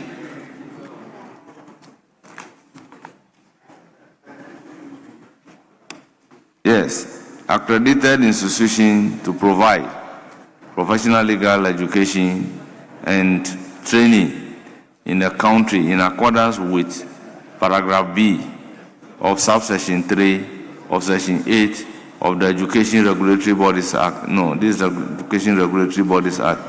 No, in collaboration with the Ghana Tertiary Education Commission, set the standard for the accreditation of law program in institutions.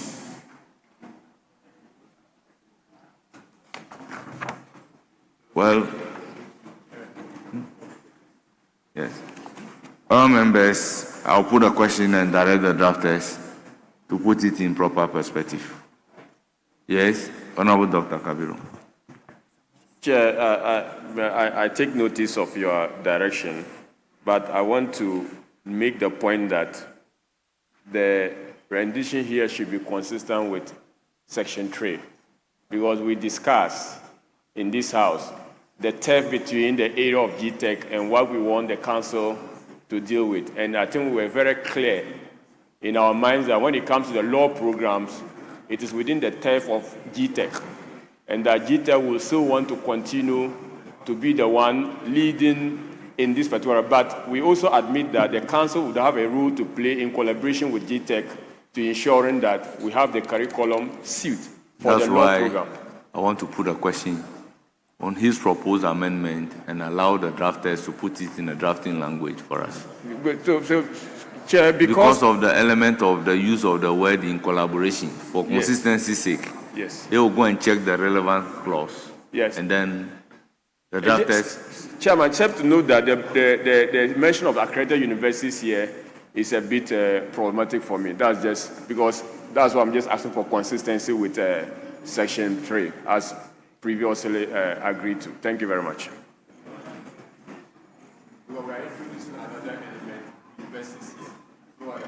Yes, so we said this is a consequential. The universities will be replaced by institutions. Universities will be replaced by institutions, consequential. Is that not it? Maybe do your rendition again so that members can follow you.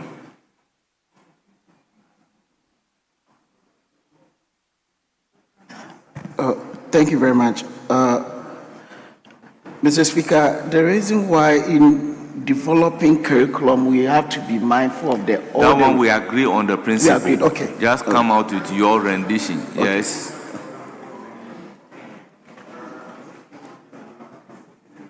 Mr. Speaker, we need to pay attention to the clause that follows.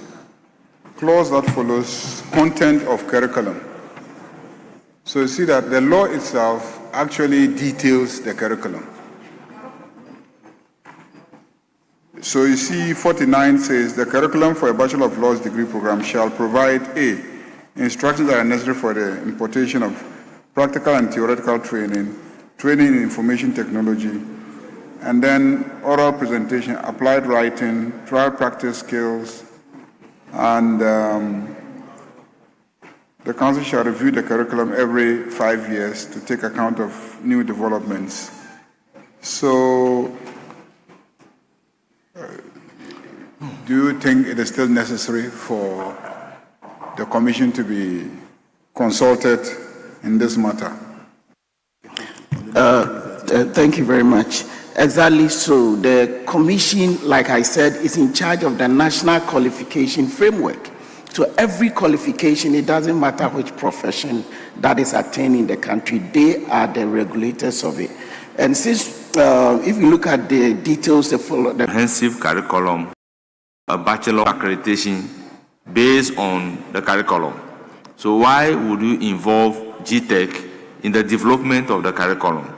That is why the rendition is saying that the council must develop the curriculum for the curriculum with the accredited university. Before they will be doing that, yes, leader.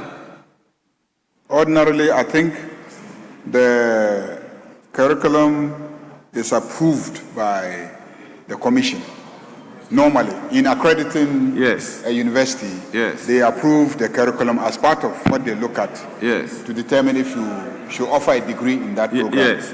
So but I think the objective of this legislation is to place that responsibility in the hands of the council. But he is saying that given the traditional role of the Commission in developing and approving curricula for universities in the process of accreditation, it will be good that we provide for some consultative role for the Commission. Chairman is not opposed to it. Chairman, are you opposed to that? Chairman says he doesn't think it does. We need to look at the defined role of the Commission. You see, that's why they say in collaboration, they will set the standard. So what has been said in 3 is that they set the standard in collaboration. You understand? Mr. Speaker, in practice, even though you set the standard which is based on the National Qualification Framework, it gives you the identifiers. But when it comes to the process, it's critical that you involve GTech in the process, so that but who is the regulator and set the standards. And remember, the standards are also being set in collaboration. So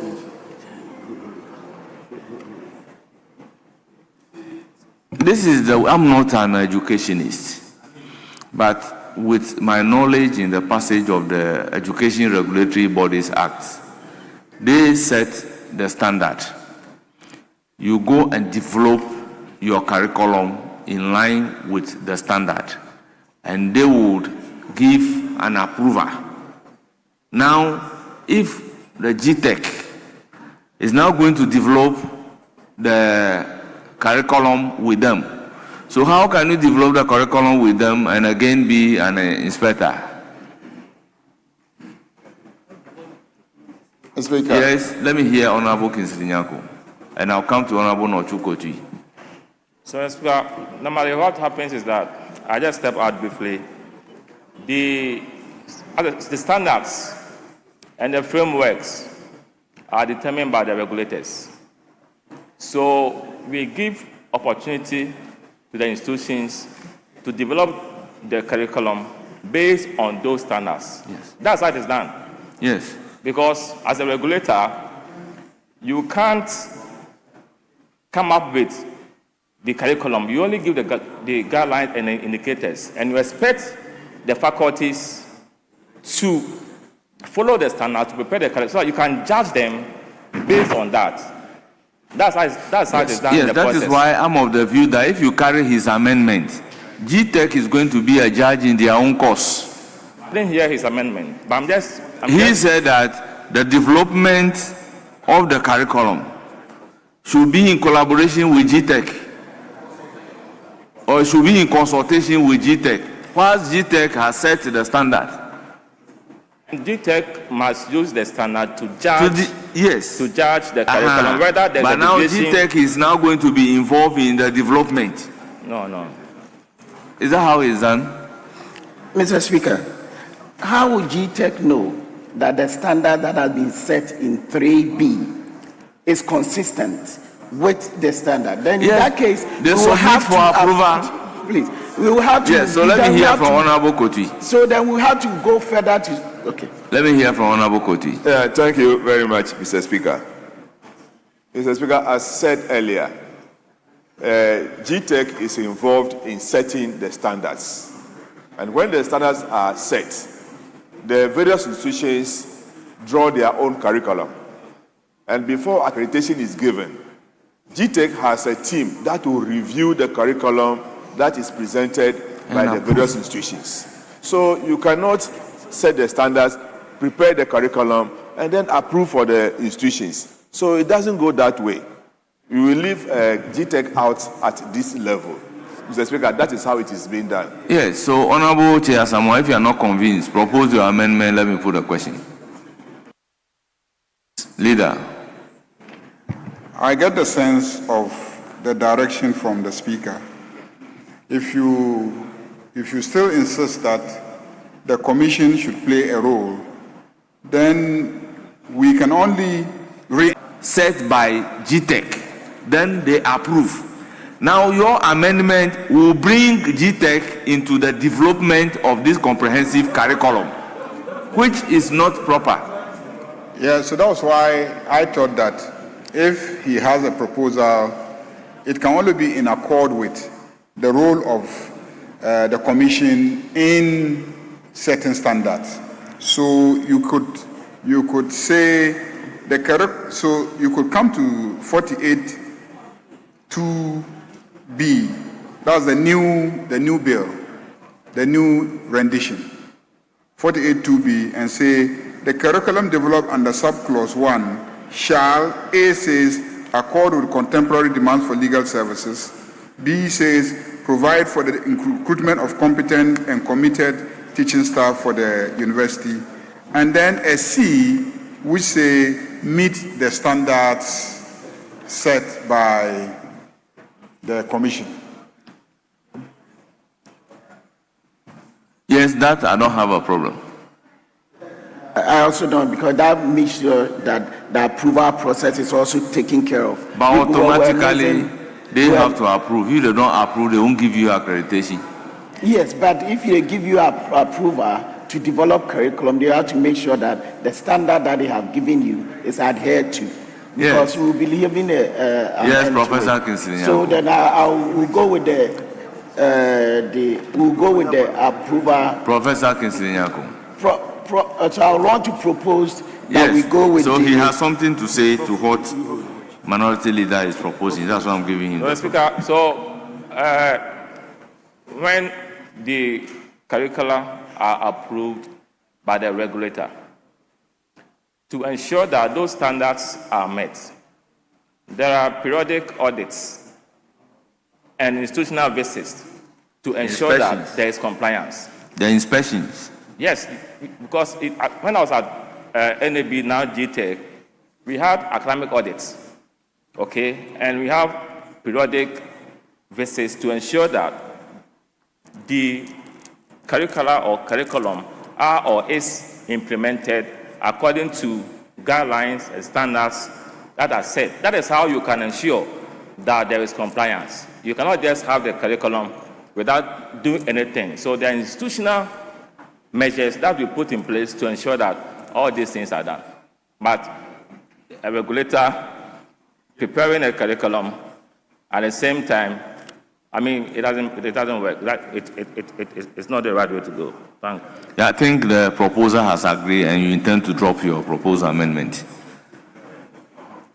So I dropped the proposed amendment in 46A and provided and go to 46 to add an additional subclause, as was also suggested by the majority leader, to make sure that GTEC's approval process is not left out. So what will be the rendition? So we'll now have C. So C, add C to 46 to, no, 42. In the window document, that is what is 48, but I'm going with the actual bill, which is 46. 46 to C. So C, so we were adding C to set by GTEC.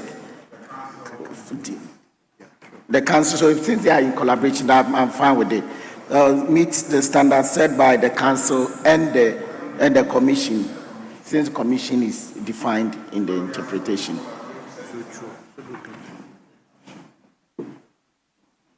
Yes. I'm saying that even there we need to repeat the rendition in clause 3A and B, because clause 3A says standards set by council in collaboration with the commission. Yes. So if you now come to 46C, you must repeat that rendition and meet the standards set by the council and the commission. That's C. Just add C. Just add meet the standards set by the council in collaboration with the commission. So, drafters, is it possible we cross-reference it to clause 3 and meet the standard set in clause 3B also or A? Very well. So, and meet the standard set by the council and the GTEC. I will then put a question. Yes? I have a proposed amendment. Yes? Not on how it is being. So let me. So when you are done, yeah. All those in favor of the proposed amendment say aye. All those against say no. The ayes have it. The proposed amendment is accordingly ordered to stand part of the bill. Yes, Professor Kingsley. Mr. Speaker, with respect, 2B, provide for the recruitment of competent and committed teaching staff for the university. I propose we delete committed so that we have provide for the recruitment of competent teaching staff for the university. I mean, if we add committed teaching staff in recruitment, how do you determine that when the person has not even started doing their work? So I'm suggesting that we retain competent and delete committed and committed. And you say that cannot be determined. You are a professor in Parliament. When you apply to be a teaching staff, from the background that you are a professor, you are competent. However, because you are a member of Parliament, your membership of Parliament will affect the level of your commitment. Mr. Speaker, the point I'm making is that the 46.1 says the council shall, in consultation with accredited universities, develop a comprehensive curriculum for a Bachelor of Laws degree program. The curriculum developed under Section 1 shall accord with contemporary demands for legal services, and provide for the recruitment of competent and committed teaching staff for the university. You want In us to determining go away with the word committed. In determining who is competent, that one can be easily done. It can because of your qualification and your credentials. But as to your commitment on the job, it is difficult to ascertain. So we don't have to put ourselves in uncharted, futuristic temptations. Yes, let me hear from the chairman of the committee. Speaker, let me admonish my very good friend to abandon competence and commitment. Speaker, you are recruiting people. The CV and all the things you look about them is about their commitment to wherever they are coming, their work, wherever they are coming from. So it is not when you recruit them, it is where you are taking them from. You are assessing the commitment of what they were doing before you recruit them. So remember, it says the council provides for the recruitment of competence. So you are going to recruit from somewhere. The competence of that person is determined at where he was, where you were picking the person, and not when you bring him in. So that is why the two words will go, competence and commitment. So the commitment of that person, before you recruit, you should have done your due diligence. You should have done your recce. So if you are poaching a professor from UPSA to University of Ghana, you should have done your recce to know the commitment of that person and the competence at where he is currently working before you bring him in. That is the essence of this. In addition to that, the chairman of the committee is qualified to be a judge. Honorable John Dako is qualified to be a judge. But he has a certificate from Parliament to hold office of profit. So he applied to be a judge. But looking at his commitment in Parliament, if you are looking for a committed people to be a judge, will you take him as one of those people to be a judge? Mr. Speaker. His competency is not in dispute, but his commitment level may be in dispute. Sir, if you listen carefully to my very good friend, Honorable Sheb, he was not specific even regarding the commitments of the person we are recruiting. He kept saying if. But you see, in recruitment, there's a criteria. Unless you tell me that there is a measure, an indicator that determines how committed the individual is. But in terms of competence, you can verify from what they do, their outputs, their input, their qualifications, you can ascertain. Unless there is a measurable indicator to ascertain the commitment level of the individual, it is difficult to know. You can assume that this person is committed based on a question you've asked them. But in reality, it might not be the case. So for me, this is my observation. I'm not bound by it. It is subject to the House to determine whether you can easily know. Honorable Professor, would the commitment affect you in the event you want to teach in the institution? I know. Because you are already a member of Parliament. The point is that. Will you be committed? No, commitment is a virtue. It's a variable that we need to achieve results. But they don't have to be assumed. They need to be verified and all. But some, you can see it clearly that with what the person is involved in. Yeah, but you can easily know that I'm committed, can't you? No.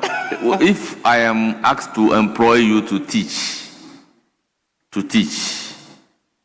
particularly the law degree, and you are sitting as a member of Parliament, unless it's on the basis of a part-time, I will not take you as a staff.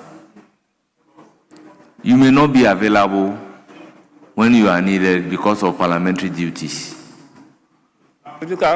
Commitment shouldn't be seen in that perspective alone. On the job, On the job, it might be seen. It's not when I'm a member of parliament and I want to also teach somewhere. On the job, it might be manifested. And all these... Don't you agree that condition precedence can lead you to determine the person's commitment? Mr. Speaker, today is Friday. I wouldn't want to belabor this point. So let's put a question or... I put a question already. Or you want me to put a question on your deletion? Yes, please. No, as someone's one, together with the leaders one, I put a question on it.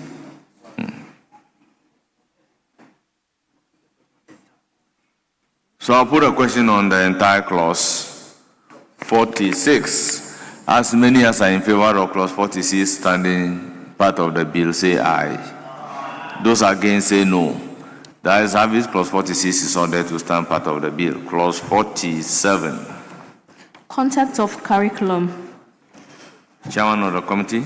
Speaker, 47, amendment proposed, subclause 1, paragraph D, line 1, after technology, delete and the law. I so move. Honourable members, the proposed amendment is for your consideration. Any further amendment? I'll put a question to the chairman's amendment. As many as are in favor, say aye. Those against, say no. The ayes have it. The proposed amendment is ordered to stand part of the bill. LVII.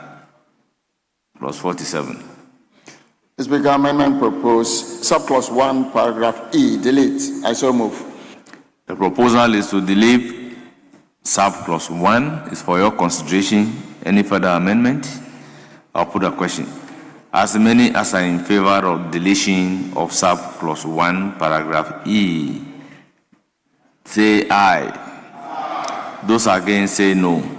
The ayes have it. The proposed amendment is ordered to stand part of the bill. LVIII. Chairman of the committee. Speaker, amendment proposed, subclause 1, paragraph F, line 2, after relevant, insert statutes. I so move. It is for the consideration of the House. Honourable members, any further amendment?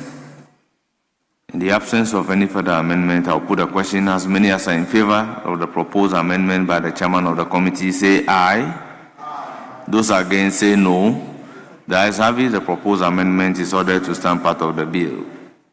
LIX. Chairman of the committee. To clause Speaker, 47. amendment proposed, subclause 1, paragraph F, line 2, and insert statutes after relevant. I so move. Honourable member, this is consequential. I'll put a question. As many as are in favor of the consequential amendment, say aye. Those against, say no. The ayes have it. The consequential amendment is ordered to stand part of the bill. LX. Speaker, amendment proposed, subclause 2, line 1, after curriculum, delete on a yearly basis and insert every 5 years. I so move.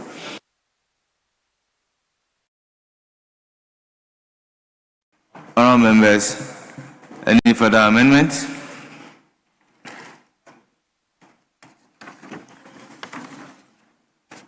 Honourable members, in the absence of any further amendment, I'll put a question. As many as are in favor of the proposed amendment, say aye. Those against, say no. The ayes have it. The proposed amendment is ordered to stand part of the bill.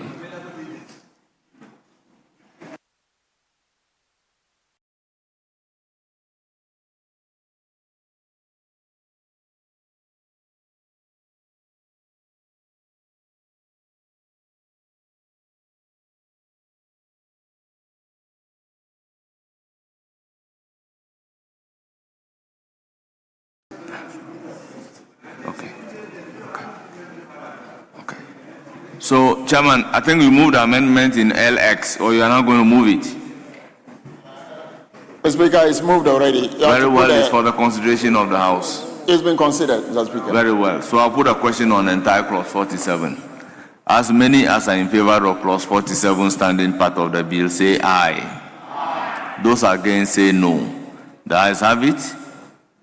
The proposed amendment by the chairman of the committee is ordered to stand part of the bill. I will therefore put a question on entire clause 47. As many as are in favor of clause 47 standing part of the bill, say aye. Those against say no. The ayes have it.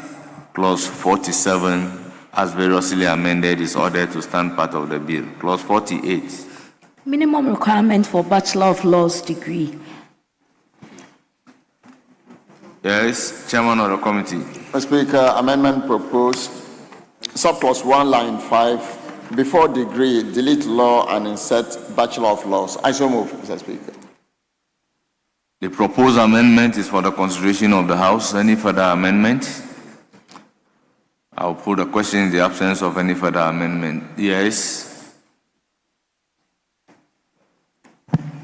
Speaker, I don't know whether when we go to interpretation, we are likely to give meaning to Bachelor of Laws. The reason I say this is because lately, in the United Kingdom, we know that people pursue diploma in law or postgraduate diploma in law with the same weight as the LLB. So I'm looking at a situation where somebody has a first degree in, say, political science or economics and pursues the post-first degree law, where in the UK, once you do post-first degree law, it is not LLB, but it qualifies you for the bar exam or the LPC. In a situation where the person comes to Ghana after the program, has not done the BVC or the LPC, and comes to Ghana to do the professional law. Normally, there are 7 law programs that you must pursue to qualify you for a law degree, the compulsory. Now, if we restrict this to Bachelor of Laws, what this means is that we are shutting the door on any person who may have the law degree but does not have it as LLB. So I was going to propose if we could say the LLB or a Bachelor of Laws or its equivalent, so that those who may pursue this in other Commonwealth jurisdictions. You want to come in? Mr. Speaker, I see the majority leader up. I don't know his intervention, so I would want to sit and see. Again, we are going to run into difficulty. So if your proposal is that definition should be given to Bachelor of Laws, then make that particular proposal, and if it is agreeable to the House, then we'll do it. Because all that you have said, I don't know what is the proposal. Because you started by saying, are we going to provide a definition for it? So is it the proposal that we should provide a definition for it? Yes. Yeah, that's why I was on my feet. I was trying to understand what had happened, because I thought you were putting a question on which clause? I think we are now on clause 48. Clause 48, LXI 48. Yes, LXI, yes. Yeah. Because the amendment is to delete law, yes, and insert Bachelor of Laws. Because throughout the bill, the word used is Bachelor of Laws, yes, not laws. Yes, so LXI, delete law and insert Bachelor of Laws. So the point I'm making is, you want us to have a definition for Bachelor of Laws. When we get to, yes, so let us move fast and get there.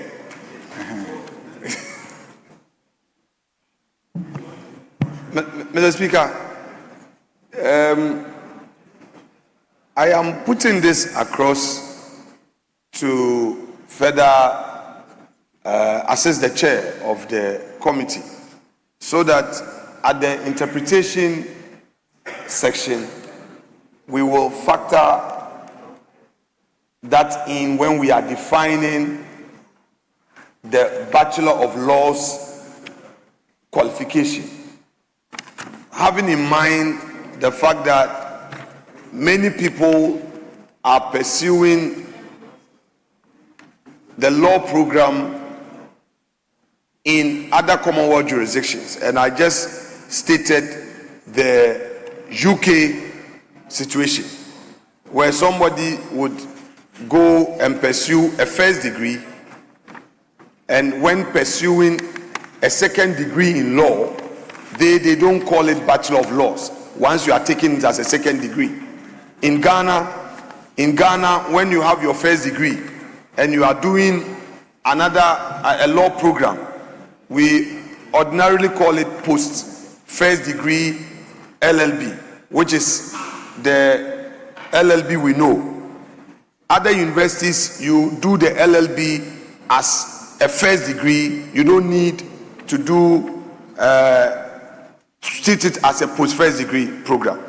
So I'm saying that the likelihood is that when somebody pursues a law program and the certificate is not titled LLB, but that law program that the person has pursued qualifies him or her to pursue the professional law, if we limit this, we will have a difficulty. Mr. Speaker, I say so because some 20 years ago, I recall, somebody, I don't want to mention the name, had a diploma in a certain program and had gone for a master's. And in fact, the person had double masters and had applied to do law. And the issue that became a matter of public discourse was that the qualification was very clear, that LLB, and the person did not have a first degree, although the person had a university diploma and a master's.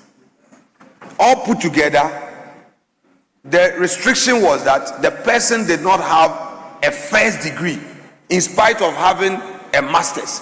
So the person, though initially was given admission, was later denied, and people were very restrictive in interpretation. So I am trying to caution so that as a house, we don't legislate in a manner that would put people in harm's way. That somebody will say, oh, if the legislators had intended an LLB or its equivalent, they would have stated so. So, Chairman, I have no problem with where we are, but I'm just drawing your attention that as we get to interpretation, please bear that in mind and let us lift the UK situation, because a lot of our people go to the United Kingdom to study, and a lot of them may be coming from the UK or even coming from the United States, where, by the way, in the United States, the JD, the nomenclature is not LLB. You do your first degree and you do the Juris Doctor, which is a JD. It is not, the certificate is not LLB. So if you say LLB, Bachelor of Laws, somebody coming from the US with a law degree will not have access, and they will be there giving interpretation to it. So let us have a broader interpretation that recognizes a law degree at the interpretation. That is all my prayer. Mr. Speaker, thank you. You see, Honorable Majority Leader, this is not where, if that is your intendment, this is not the stage for you moving that particular amendment. The Bachelor, or raising your intention, the Bachelor of Laws would be interpreted in our context. The Bachelor of Laws qualifies you to enter the professional practice training. So it is when we get there we are talking about the qualification to enter a professional practice training. That you can be talking about it equivalent. So at this particular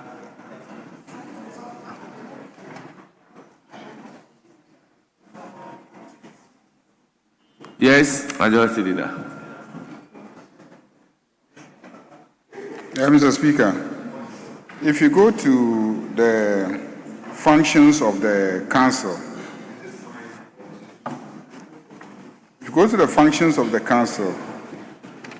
and even at one point, the functions of the Director of Legal Education, Director General of Legal Education, we had made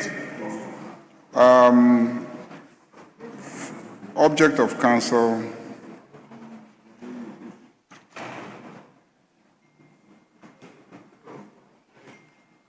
so go to clause 3G. 3G says, the council shall evaluate courses of study provided by accredited universities to accord with appropriate recognition of legal qualifications obtained in institutions in other common law jurisdictions with analogous legal system as Ghana for purposes of admission to the bar. Yes, so what I'm saying is that already there's provision for the council to make a determination of what degrees are analogous to our law degree for the purposes of being admitted to the bar. So that issue is being addressed. But I do agree with you that maybe when we get to definition, to make things very clear, we can make provision for that.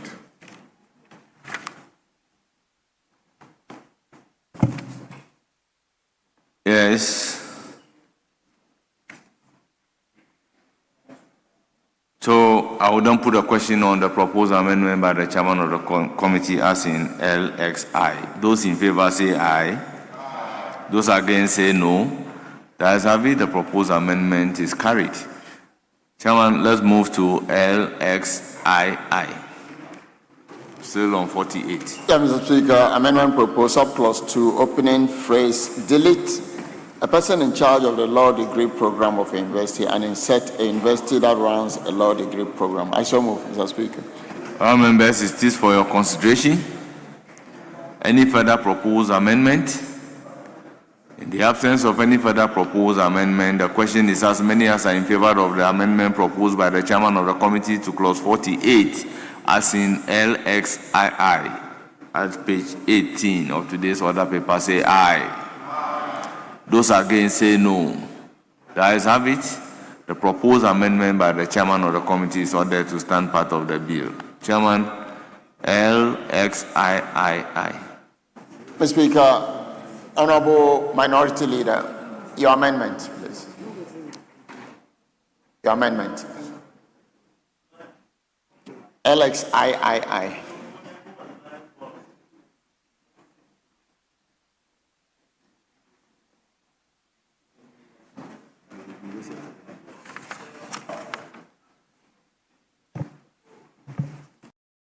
The one you've owned.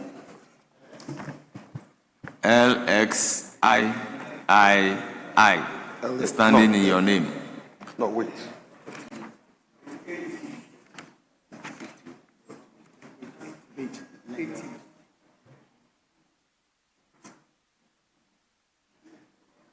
Yeah, Mr. Speaker.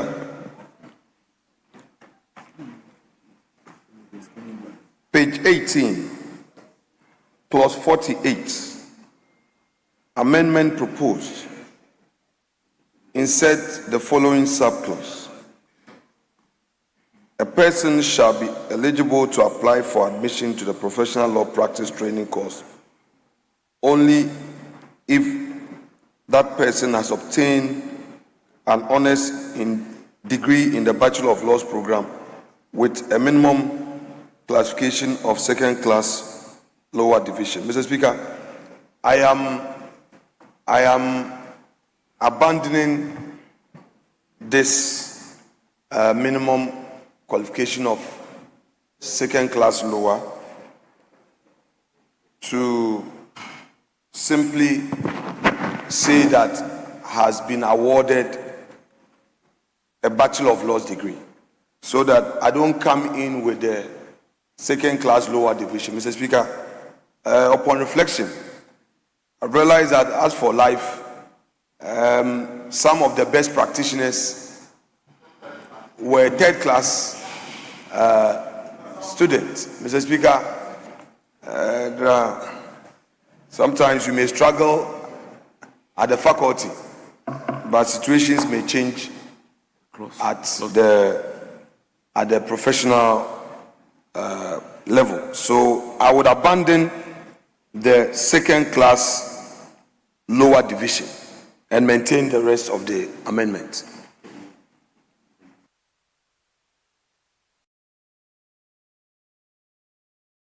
One 48-1.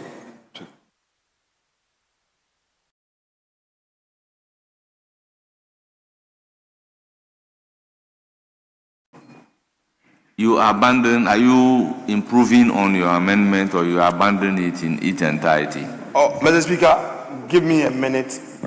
Chairman and I are conferring. We are either improving or abandoning. He's asked me to check something. Just give a second. We'll check and then 48-1 you mean.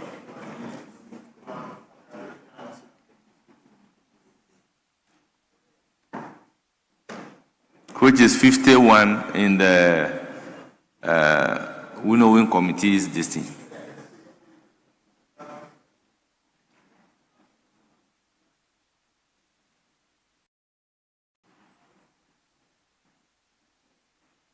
Mr. Speaker, I think it answers the question. Mr. Speaker, it answers the question because the winnowed document says the minimum requirement for the award of a Bachelor of Laws degree is the satisfactory completion of a number of courses of study that amount to a number of credit hours that the council determines, taking into consideration the general policy of the university in which the Bachelor of Laws degree program operates regarding the number of credit hours required for completion. Mr. Speaker, I think this is very fair. So it considers the fact that you may be awarded a Bachelor of Laws degree without honors, but it still qualifies you for the professional.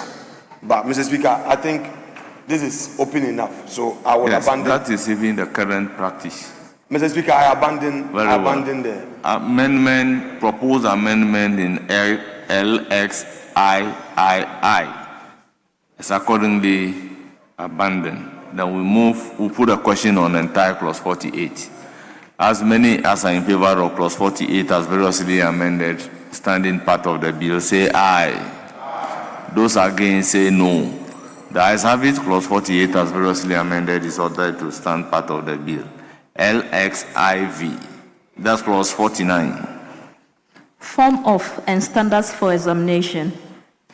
Speaker, amendment proposed, delete and insert the following as advertised on page 18. I shall move. Members, the proposed amendment is for your consideration. Any further proposal? In the absence of any further proposal, I'll put a question as many as are in favor of the proposed amendment to clause 49. Yes. Speaker, with respect, I don't want to rush to demand a further amendment on the condition that Chairman can explain to us what exactly he means by clause 1. A university that runs a law program shall set a uniform standard and format for the conduct of assessment. What exactly do you mean? Because the presumption is that a university would definitely, through approval from the academic board, have its program and standard of assessment. Now, what we know is that when this is done, it becomes part of the curriculum. And in Ghana today, we know that the grading system differ. What will be an A at Cape Coast University will not be the same as an A in Lagos. So I just want clarity on exactly what you mean by uniform standard and format for the conduct of assessments. Mr. Speaker, exactly what leader just said. Safe to add that apart from the clarity, there's also certainty. This clause seeks to give clarity and certainty. So any student knows that this is a form that I will be examined on. And these are the standards. So it has not only set clarity, it also sets certainty. And so these two go together as far as this clause is concerned. Yes, honourable members, we only have to consider the use of examination in the head note and assessment at the end of the clause. Should they be consistent? Examination and assessment may not be one and the same. Mr. Speaker, you have a point there. Mr. Speaker, yes. I'm saying you have a point there. Yes, so you can pick it Mr. up. Speaker, I think Chairman should take it up. But Mr. Speaker, again, to the extent that he argues that this provision is to ensure clarity and certainty, then why not include in it which shall be known to the student? Because if you're saying that there shall be a uniform and standard format for the conduct of assessment, you would agree with me that some of our universities, they don't have a transparent system where these things are already known to the student. So a student does not even know how the grading is done, and you can't even challenge it. So if you want to legislate on it, then I suggest to you, Mr. Chairman, that include in it and enrich the language after you've considered Mr. Speaker's directive, and indicate that which shall be communicated to the student, because the student must know if that is what you seek to achieve. Mr. Speaker, I think the head note must change from examination to assessment. Yes, I wanted to. So move that amendment. Mr. Speaker, may I move the amendment to change the head note to delete examination and insert assessment? So I'll put a question. All those in favor of that proposed amendment to the head note, delete examination and replace it with assessment, say aye. Aye. Those against say no. Honourable members, the ayes have it. The amendment is accordingly ordered to stand part of the bill. Okay, so yes, just so to... I will then put a question on the proposed amendment by the chairman of the committee in the absence of any further proposed amendment. Yes. As many as are in favor of the... You have something to say? No, he had a... So... Majority Leader had asked a question on certainty. On certainty and clarity. And then he also requested that we add that this be communicated to students. But, Mr. Speaker, I want to say that once it is a form and standard, it's expected that this will become in manual form.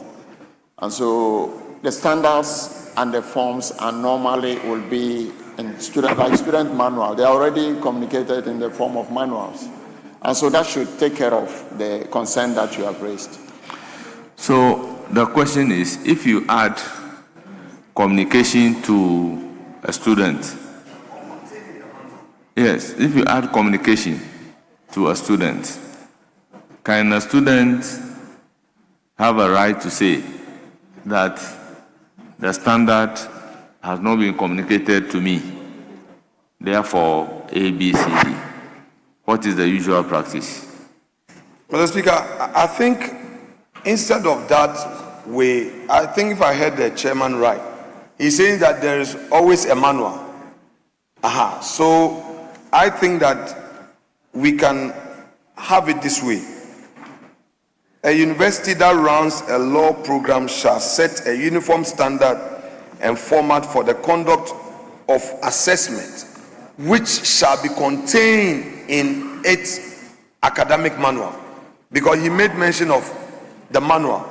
Because you cannot say you have this uniform standard when there's no document that in itself enacts that as a university, these are the manuals that communicate the standards of assessment, that any student who gets admission and signs the acceptance letter and is enrolled knows that the set of manuals that set out the standard of assessment and all that. So I think that if we want to maintain it, which I agree, it's good, it brings certainty, it brings clarity, then we should rather add that which shall be contained in the academic manuals to be made available to the student, or leave it there, which shall be contained in the academic manual, because having that written is very important. Yes, Chairman of the committee. Yeah, let me hear from the leader before I come to the chairman.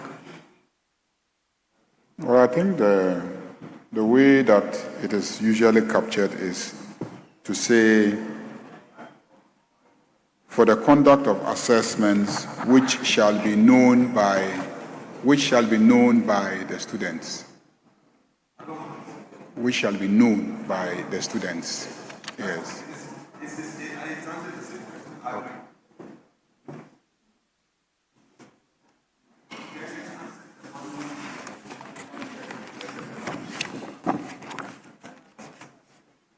So if we tie it that way, can the students say, I don't know? So it will now be the duty of the university to show that it was communicated to you, that you don't remember or you didn't pay attention at the time that it was being communicated.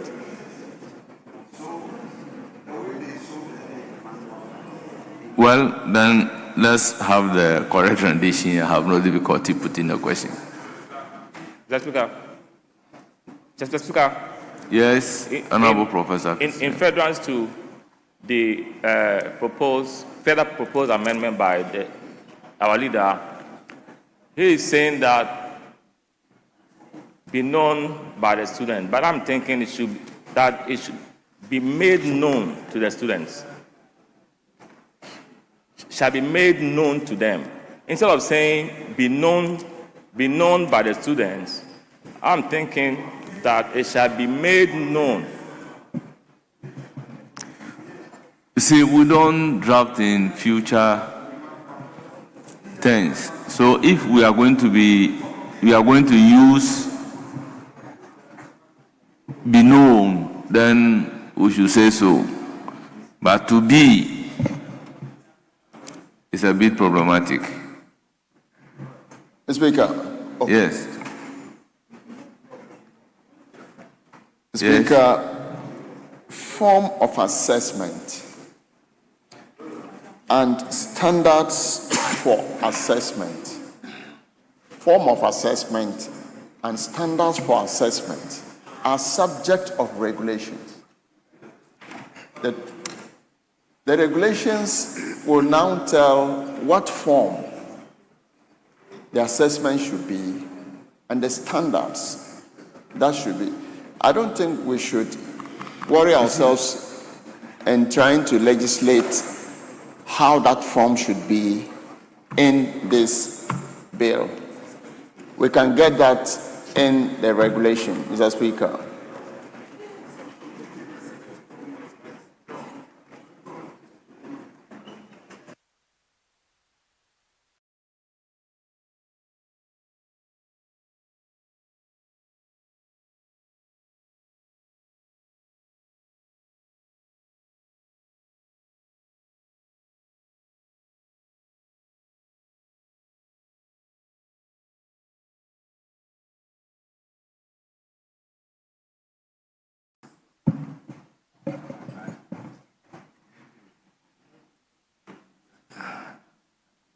Speaker, with respect,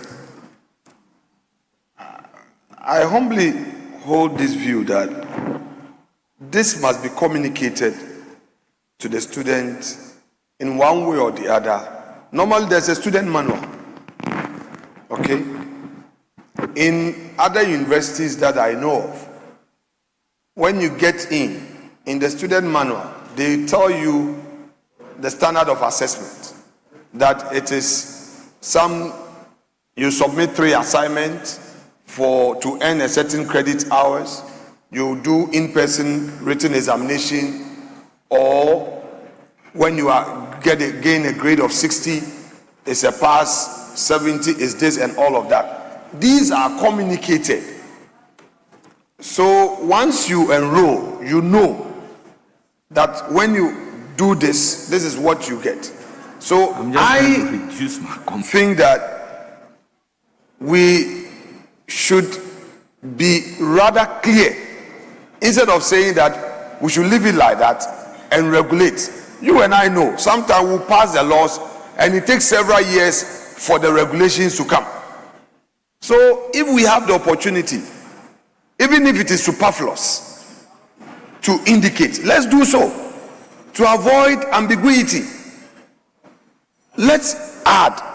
Speed leader said we should be known. I want to tweak it a bit, that we should be communicated through the student manual. I heard that suggestion from an academic from this side, who is proposing that we use the student manual language. So, Mr. Speaker, that's my proposal. Yes, I think we are making law, and the law is setting standards. We should take into consideration that ignorance of the law cannot be taken to be an excuse. And in passage of law, we do not indicate categorically in the law that the law should be communicated to the general public before it becomes applicable to the general public. Here lies the case we are making law which will set form and standard of examining the students. The students don't examine themselves. This law does not regulate only the students. It regulates the institutions that will be offering the law. So they are being enjoined by this particular provision to set a uniform standard for assessment, so that University of Ghana will not assess the bachelor students high, and University of Science and Technology would assess them low. That is the essence of this particular provision, so that there will be a standard. That's why the provision is even indicating that a university that runs a law program shall set a uniform standard and format for conduct of assessment. So the way examinations are going to be conducted for these students in University of Science and Technology should not be different from Legon, because they are all going to have a degree that enables them to do the practice training. And we are talking about communication to students. I mean, this is between the universities. Yes? Mr. Speaker, with the greatest respect to you and the views you've expressed, I have my own difficulty. Mr. Speaker, at the university, there are two key stakeholders: the university administration and its professors, and the students. Students are the ones to be assessed. Mr. Speaker, where I studied, when your results are out, you have every right without petitioning to call your tutor, and your script will be pulled out, and they have this assessment, the standard of assessment records, and they will check, you go through with your professor, and any question you have, you can ask. In Ghana, we all know the Ghanaian universities, you can't do that. You would have to apply, it takes a very long time. Sometimes you dare not challenge even your marks. This legislation is introducing a new dispensation. One, we want to ensure standard. We want to ensure a uniform assessment by all the universities. It would be prudent. It would be fair. It would be right for this uniform assessment to be contained in a manual for a student to know.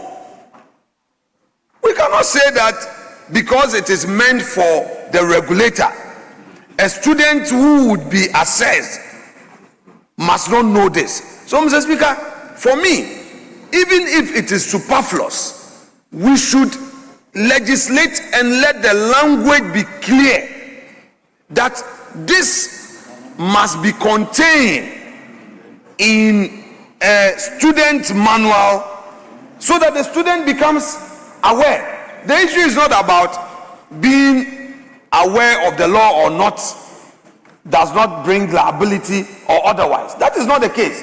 How can you be a student of a university? You don't even know the standard of assessment. You don't know how you can pursue your grievance. So I would ask a rhetorical question. Well, Mr. Speaker, meaning we cannot answer. If it's rhetorical, yes. it means we are not to answer you. Yes, you are not to answer. You see, they are talking about standard among the universities that will run the course. For me, what I take this to be seeking to cure is that for the purposes of examining the students, a marking scheme should not even differ from one university to the other. So no university will say that if you don't get 90, you don't get A. And another university will say if you get 70, that 70 amount to A. And you see, marking schemes are developed after the examination. How are you going to communicate this to students? How are you going to communicate this to students? Meanwhile, these are standards that must be uniform. So, what is the new rendition? Yes, Honorable Rashid Pep. Thank you, Mr. Speaker. Mr. Speaker, it's not going to be, my presentation is not going to be about the new rendition, but to support what the minority leader is talking about, that it is important to put it in plain message in the brochure or whatever message it is, the student book. The grading criteria of the university is a normal term to say that A means this, B means that. So you know it and go into it. It doesn't matter whether in future, as a result of some kind of arrangement, you decide to change the marking scheme, but that will be a local affair. But the standard should be there. I assume that we should have a standard criteria within which gradings of students can be done. So when you are entering, you know that, look, I have to hit 70 to get a B. I have to hit 75, or in my university of Cape Coast, you have to get 80 to get a B, to get an A. If we get anything below that, and it was known for us. Yes, you see, that is what this particular rendition is trying to avoid. Because we are all going to enter the professional practice training school. So they don't want a situation where it says that university that runs a law program. So long as you are running the law program, your standard should not be different from another university's standard. That's why it says that a university that runs a law program shall set uniform standard and format for the conduct of assessment. But if the sense of the House is to add to it, I do not have a problem. Because I see this to be avoiding the same problem that you raised, that I attended University of Cape Coast, you must get 80 to get A. While somebody attending University of Ghana, when he gets 70, the same person have A. Meanwhile, you are all entering into the professional law practice and training. So why should there be a differences in the standard among the universities that runs the law program? So it's just communicating that if you are a university and you want to run the law program, then your standard of assessment and format must be uniform. That is the meaning that I am getting from it. Whether you are a student in Cape Coast, in Winneba, in Akachi South, uniform standard must be used in assessing you. And the format of the assessment must also be the same.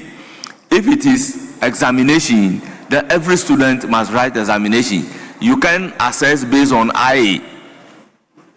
If it is a written question, then every student must write a written question. It cannot be objective questions. Respectfully, let's read the rendition again. A university, this is what they say, a university that runs a law program shall set a uniform standard and format for the conduct of assessment.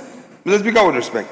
So you're dealing with the individual universities. It's not talking about a uniform standard of assessment by all the universities. Mr. Speaker, that is not it.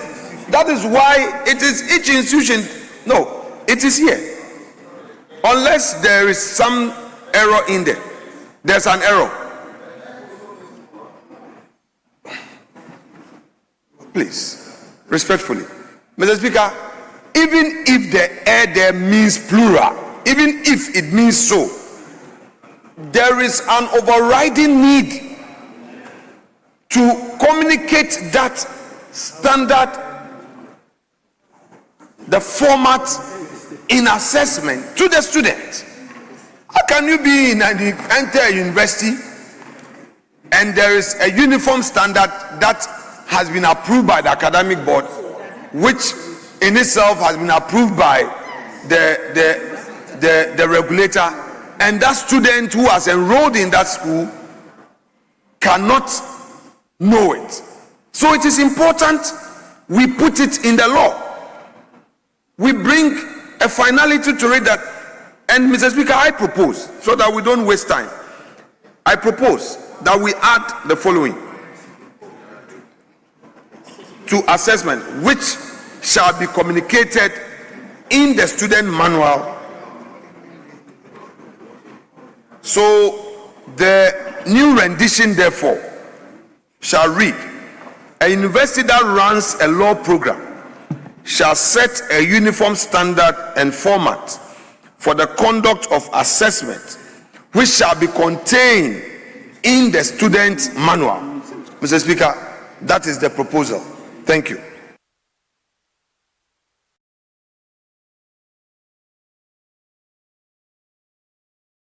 Yes, I'll put a question. As many as are in favor of the proposed amendment by the minority leader Alexander Osahin Afenyoman can say aye.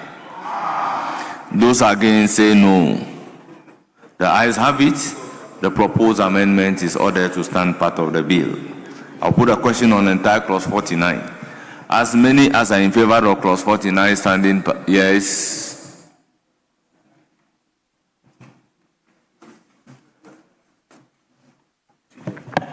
Mr. Speaker, with respect, further amendment to the clause. Mr. Speaker, if you look at 51(2), it says the assessment of the law program shall be designed so as to give effect to the... So you are talking about clause 51.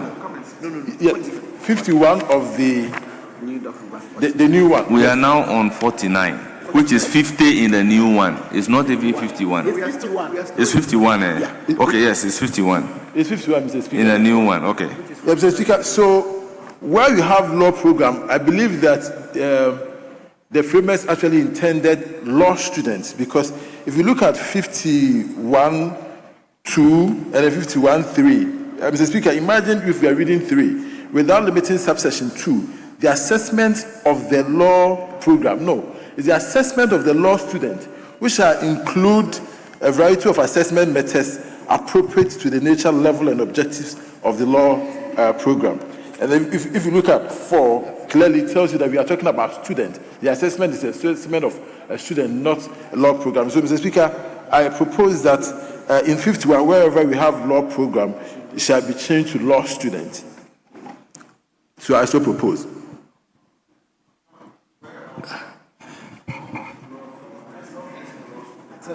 Law program should read law student, because that's what you actually intended. Because you are assessing law student, you are not assessing law program. The program will be assessed by the council. No. If you look at even the original one, you are talking about the form of assessment: long essay, short form questions, objective testing, and then case analysis. So it is a law student you are assessing here. You are not assessing the law program. And it follows. That is why in the next one we are talking about grading of the students and review of grades and all of that. So this one is assessment of law students, not law program. Assessing law program is the job of the commission and the council, not this. So read it well and you see that you're correct.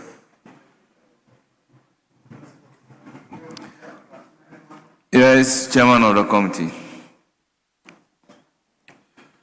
Mr. Speaker, I will urge my good friend to abandon. The law program as used here is most appropriate and not directed towards students. And so a university that runs a law program shall set uniform standards and format for the conduct of assessments. The assessment of the law program shall